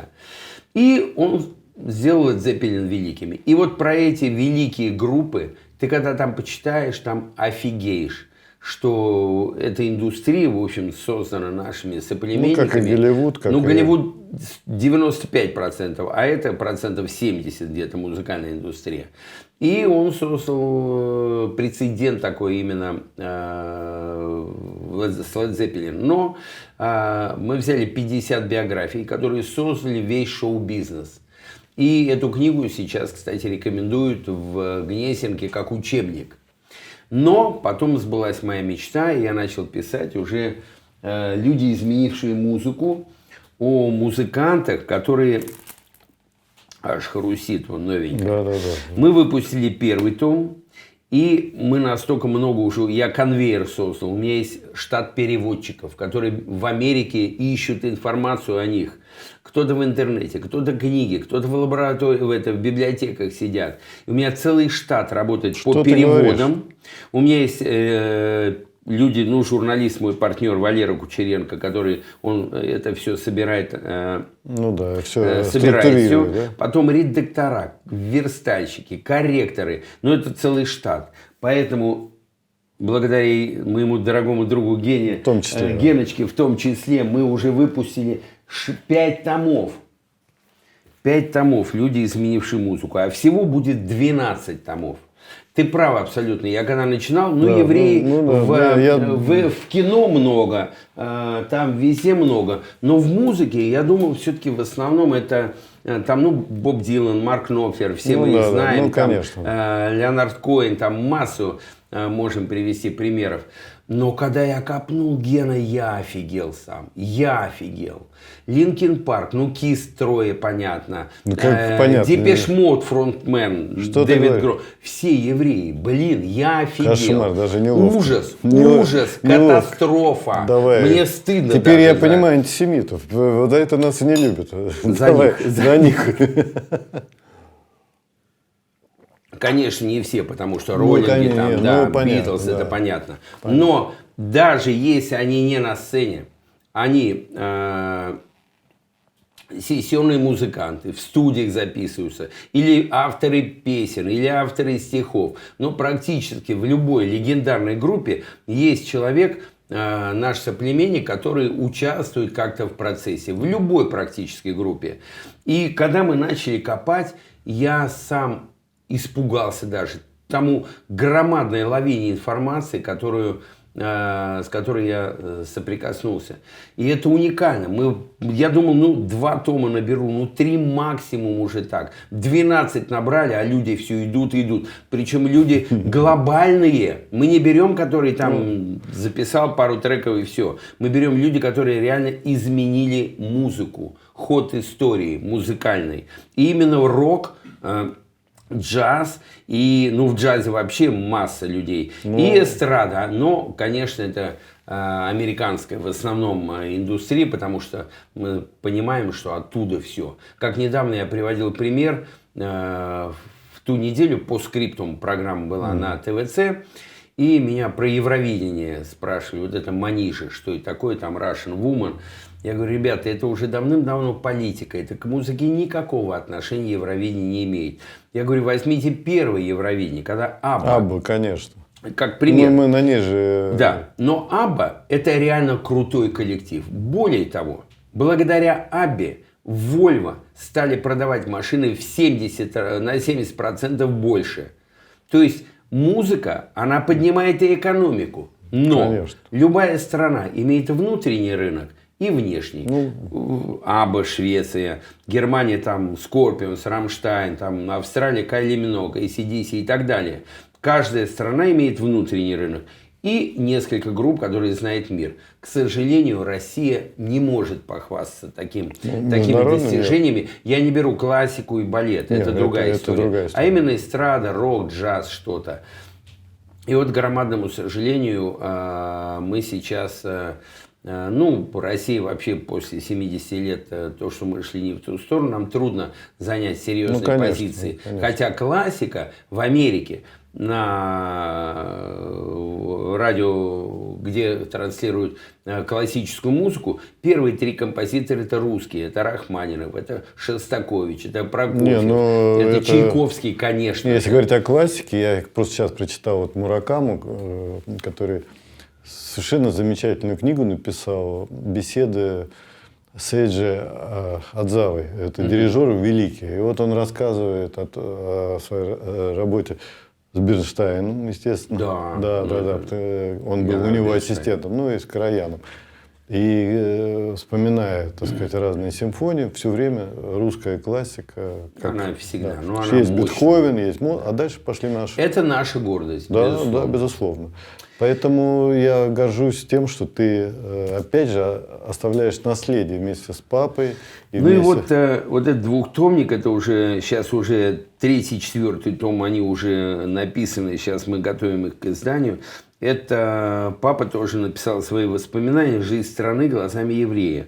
То же самое, это его жизнь, это биографическая книга, но там 30% где-то о его биографии лично папы и 70% о жизни страны в ту эпоху, когда он жил. Мы вот с тобой обсуждали, мы с тобой родились в СССР тоже и жили в ту эпоху. Просто много было плохого, много хорошего. Дополнительно еще там 30 лет к нашей. Именно так. Это прямо с 30-го года. Эвакуация, Саратов, война. В общем, колоссальная книга. Более того, эта книга последняя книга, которую прочитал Иосиф Давыдович Кобзон. И он написал к ней вступление. И вот его вступление, предисловие. И это 18 апреля, 18 год, через 2 месяца он попал в больницу, и больше мы его не видели. Вторую книгу вступление написал Эдуард Артемьев, легендарный композитор. Ты знаешь, что это мой герой. Вот. Недавно я смотрел его интервью. Да? Я получил такое удовольствие, он же тоже ему лет 90. Да, но это абсолютно гений. Памяти ее из Давыдовича Кобзона мы посвятили. Это вечер же, да. А вступление вот Эдуард Артемьев написал. Так что вот. А здесь 5-томник, все люди, я тоже приглашаю, разные вступления пишут. Алексей Козлов, Вячеслав Зайцев, Лариса Долина, Эдуард Артемьев, Берлазар. Это вот 5 томов написали. У тебя неплохие перспективы, учитывая уже 12. Да. Я что могу сказать, кроме чувства гордости, никаких других чувств нету. Будем читать, будем получать удовольствие. А то, что мы узнаем, нас развивает. И в этой связи у меня к тебе такой вопрос про свободу, внутреннюю свободу. Игорек, вот ты говоришь, что папа написал книгу про жизнь свою и через эту призму жизнь страны, жизнь эпох, смена поколений. Я просто только-только вот прочитал, вот прямо навеянно, книгу, как я пропустил, она уже несколько лет, как была издана. Это книга «Другие жизни» сына Эдварда Радзинского, тоже, кстати, еврей, Олег Радзинский, который описал свою судьбу. Я реально, просто я закончил ее буквально 2 дня назад, я нахожусь уже 2 дня под таким впечатлением, которое, в общем, мне трудно даже передать словами. Парень, наш ровесник, 58-го, плюс-минус, сын известного писателя, драматурга, соответственно, золотая молодежь, жизнь в артистической, театральной и писательской среде. Все понятно. Дальше МГУ, филологический факультет. Дальше его тянет к правозащитной деятельности. Он начинает, помнишь, в 70-е годы перепечатывать на ротопринте ЭВМ такие были. Да, ЭВМ, ксерокс. Тогда это другое слово. Не было, ЭВМ. Да, ротопринты, я помню название. Принты, да. И его сажают. И дальше он описывает, как он почти 5 лет сидит в тюрьмах, в пересылке, зэки, уголовники.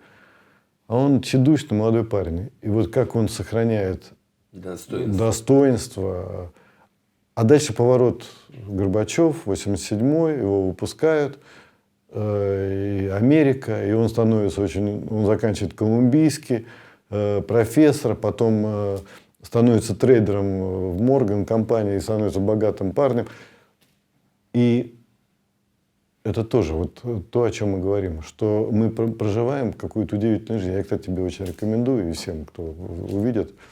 На меня это оказало просто серьезное как бы влияние, даже я бы сказал. Вот удивительная судьба этого человека. И вообще это замечательно оставлять после себя и для как бы это наследие. И в этой ситуации нужно какое-то внутреннее состояние. Вот давай поговорим внутренняя свобода и вообще свобода. Вот ты Советский Союз, потом ты принимаешь решение из мегауспешной группы просто оставить и идти дальше. Потом Англия, все против тебя. Вот эти все истории, там, драма, умер твой этот продюсер, который вас хотел в Лондон. Ну, казалось бы, остановись, но тебя что-то тянет двигаться и так далее.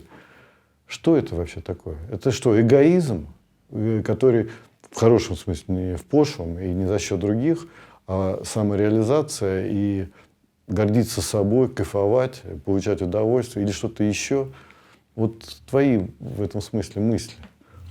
Ген, я не знаю, это, видимо, знаешь, какая-то внутренняя потребность, именно потребность сделать как можно больше за тот кратчайший срок, который нам Господь дает, сколько нам даст, 120, не знаю, сколько, ну, а дальше обсудим. Проживем. Ну, не больше 150, к сожалению. Вот. Ну, все равно это короткий срок. 5700, там сколько-то, и вдруг 81 год, да, и 150. Это же...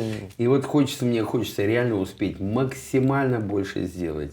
И важно, что у меня какая-то внутренняя потребность никогда не быть вторым. Вот я всегда иду, вот я делаю то, что не делал никто до меня.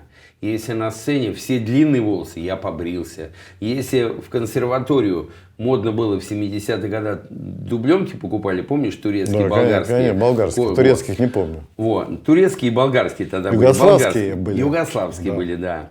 И у меня была, конечно, дубленка, но я смотрю, все стали в дубленках ходить. Я купил фуфайку за 6 рублей для слесарей, помнишь, простроченную? Ну, конечно, да. И я в фуфайке ходил в консерваторию. Мне, а что, у тебя нечего одеть? А я не хочу быть как все.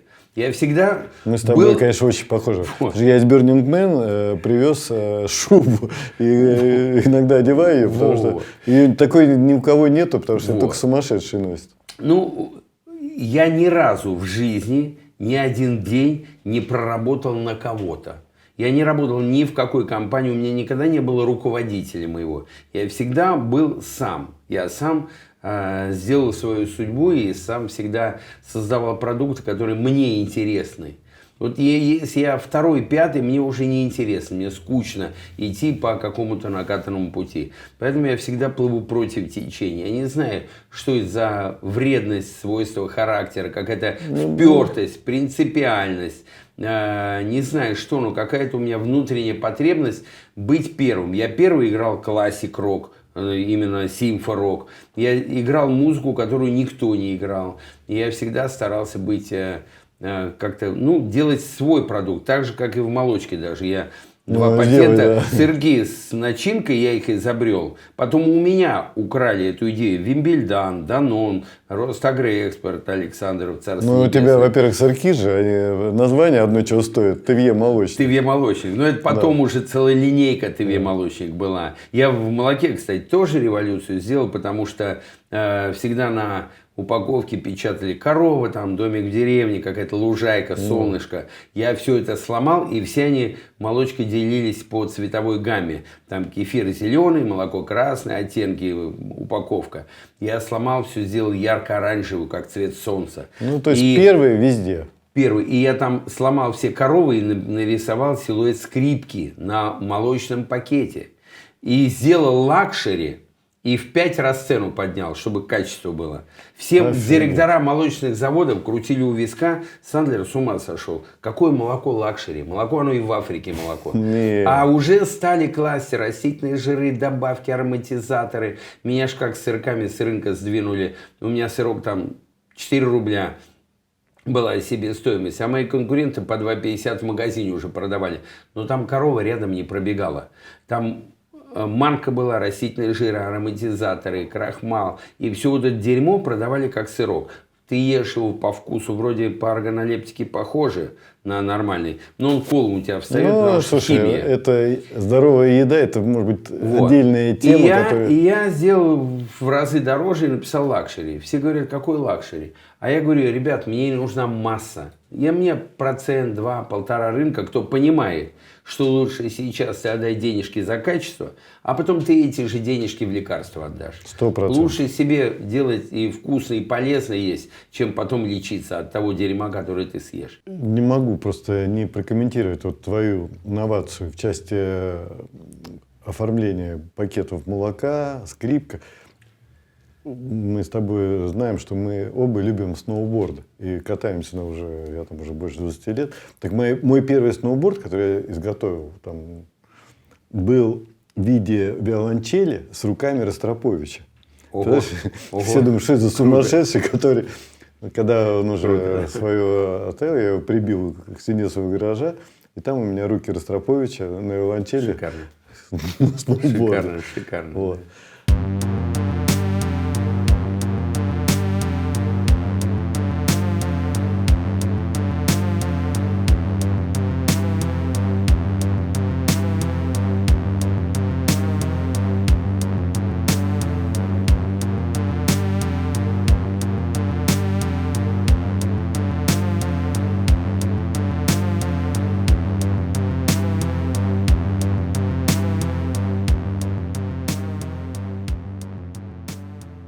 Слушай, свобода и желание быть первым – это, наверное, связанные вещи. Потому что человек несвободный, у него нет мотивации, у него нет стимула, я думаю. Потому что всегда должна быть мотивация. И вот создание твоего творческого центра – это тоже элемент, в некотором смысле, твоей реализации, твоего, в хорошем смысле, эгоизма.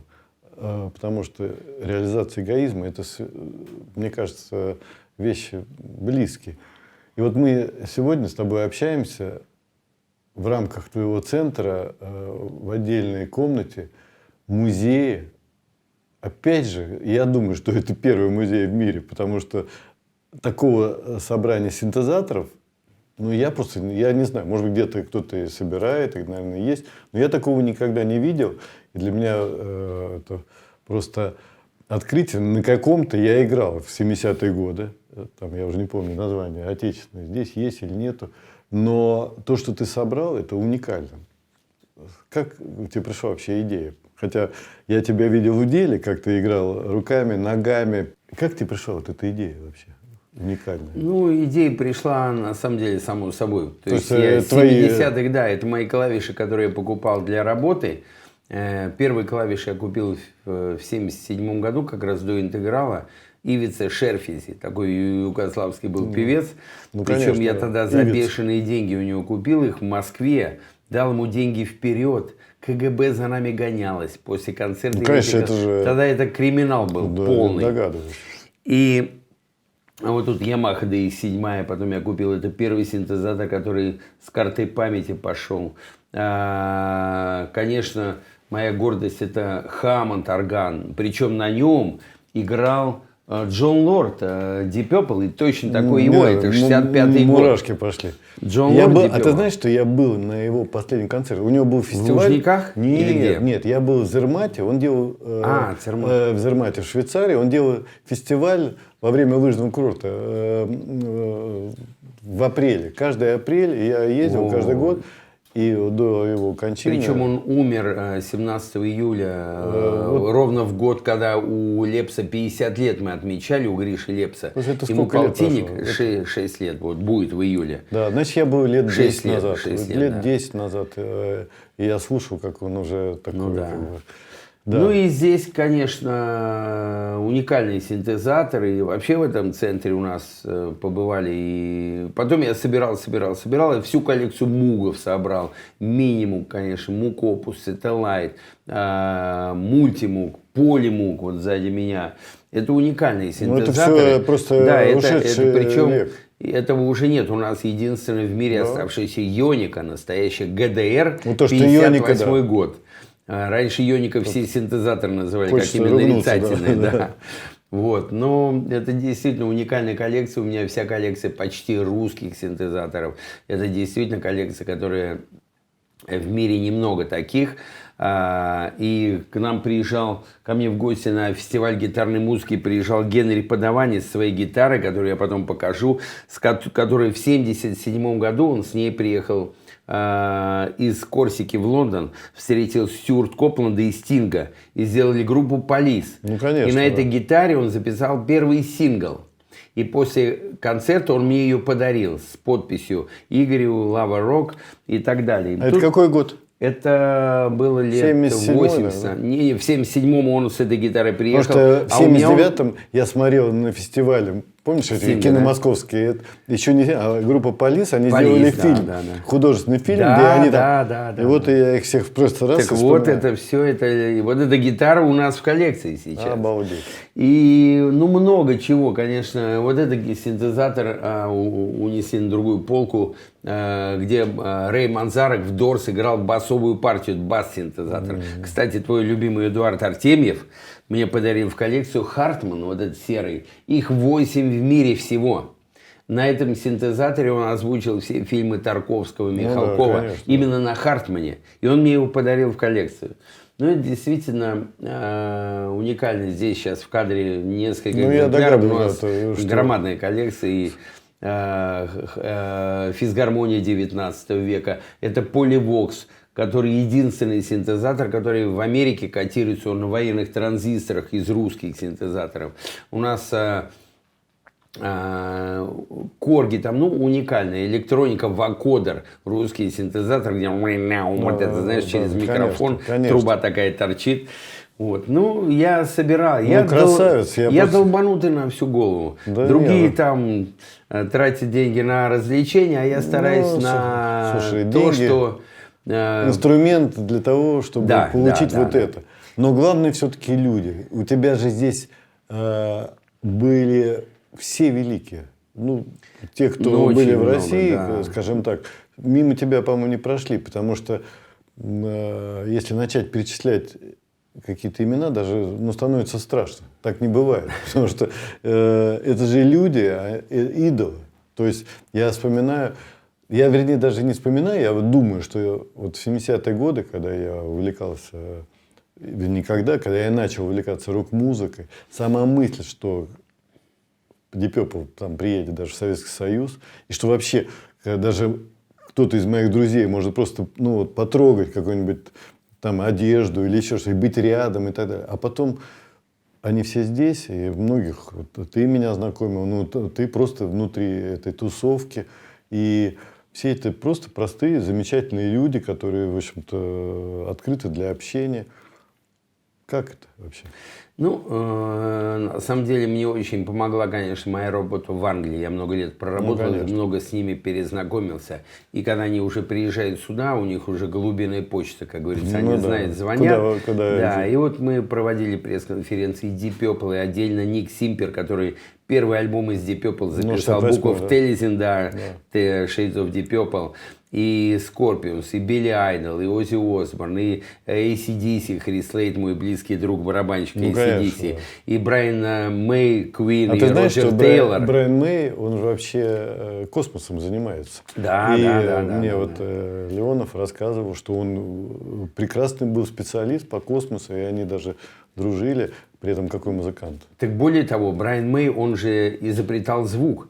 И он мне рассказывал, он брал катушки проводов, и не просто провод джек там в гитаровую усилитель, а он через километры провода пропускал звук. И звук был такой необычный. Он вообще физик по образованию, да. Он космический уникальный. физик. Да, он Слушай, уникальный группа человек. Квин, что тут скажешь? И Роджер Тейлор, барабанщик Квин, они тоже у меня это были. все ребята Америка. Чакбери 87 лет мы отмечали. Чакбери.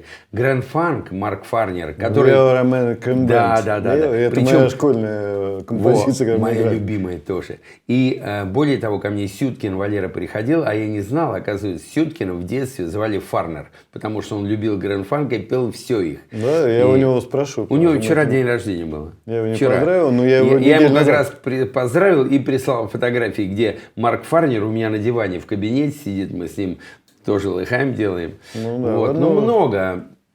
И Кис, и Аэросмит вообще ко мне обратились с разогревом, когда они года 4 назад приезжали и попросили разогрев, саппорт группы найти. Я им 5 групп дал, но выбрали Никита Пресняков, Да, ну, он Multiverse. же действительно роковый Потрясающий, человек. он мощный, Никита красавчик. Да, он я его просто закрывал, люблю. твой Да, фестиваль. Вудсток. Да. И он Аэросмит разогревал. Отдельно этот самый Джо Перри приезжал, гитарист Аэросмит, с Джонни Деппом и с Алис Купером, это отдельно было. Ну, много. Сейчас я перечислять даже всех. Джонни Роттен, Sex Pistols, Punk Rock. О. Он у меня и в студии был, и на радио приезжал программу. У меня Я много вспоминаю, фотографий с ним. как он как бы пошумел там Ох, в пошумел 80-е. серьезно, да. Да, Ну, серьезно. Ринго Стар, которую я уже называл. Не, ну, тут- Даже не Апокалиптика. Ну, масса групп, которые То есть действительно все они, скажем так, прошли. прошли огонь, воду и поэтому мои здесь стены. Да. энергетика и аура, которые, в общем-то, ее нельзя построить, купить и так далее. А вот эти люди, они и дали вот такую движуху.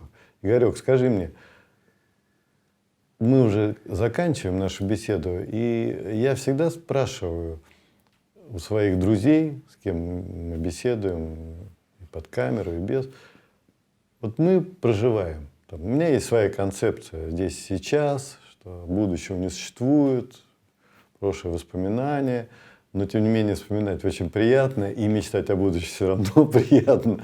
Ну и здесь сейчас я кайфую, получаю, и вот это наша рок-н-ролльная история, которая, конечно, не рок-н-ролльная, а жизненная история, она несет какой-то смысл, а вообще смысл. Смысл существования, смысл жизни. Успеть что-то или не успеть что-то. Для чего мы вообще? Почему мы?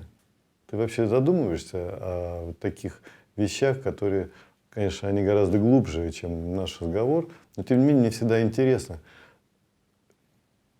Все идет, мы стремимся, мы развиваемся, мы создаем. А вообще, а дальше?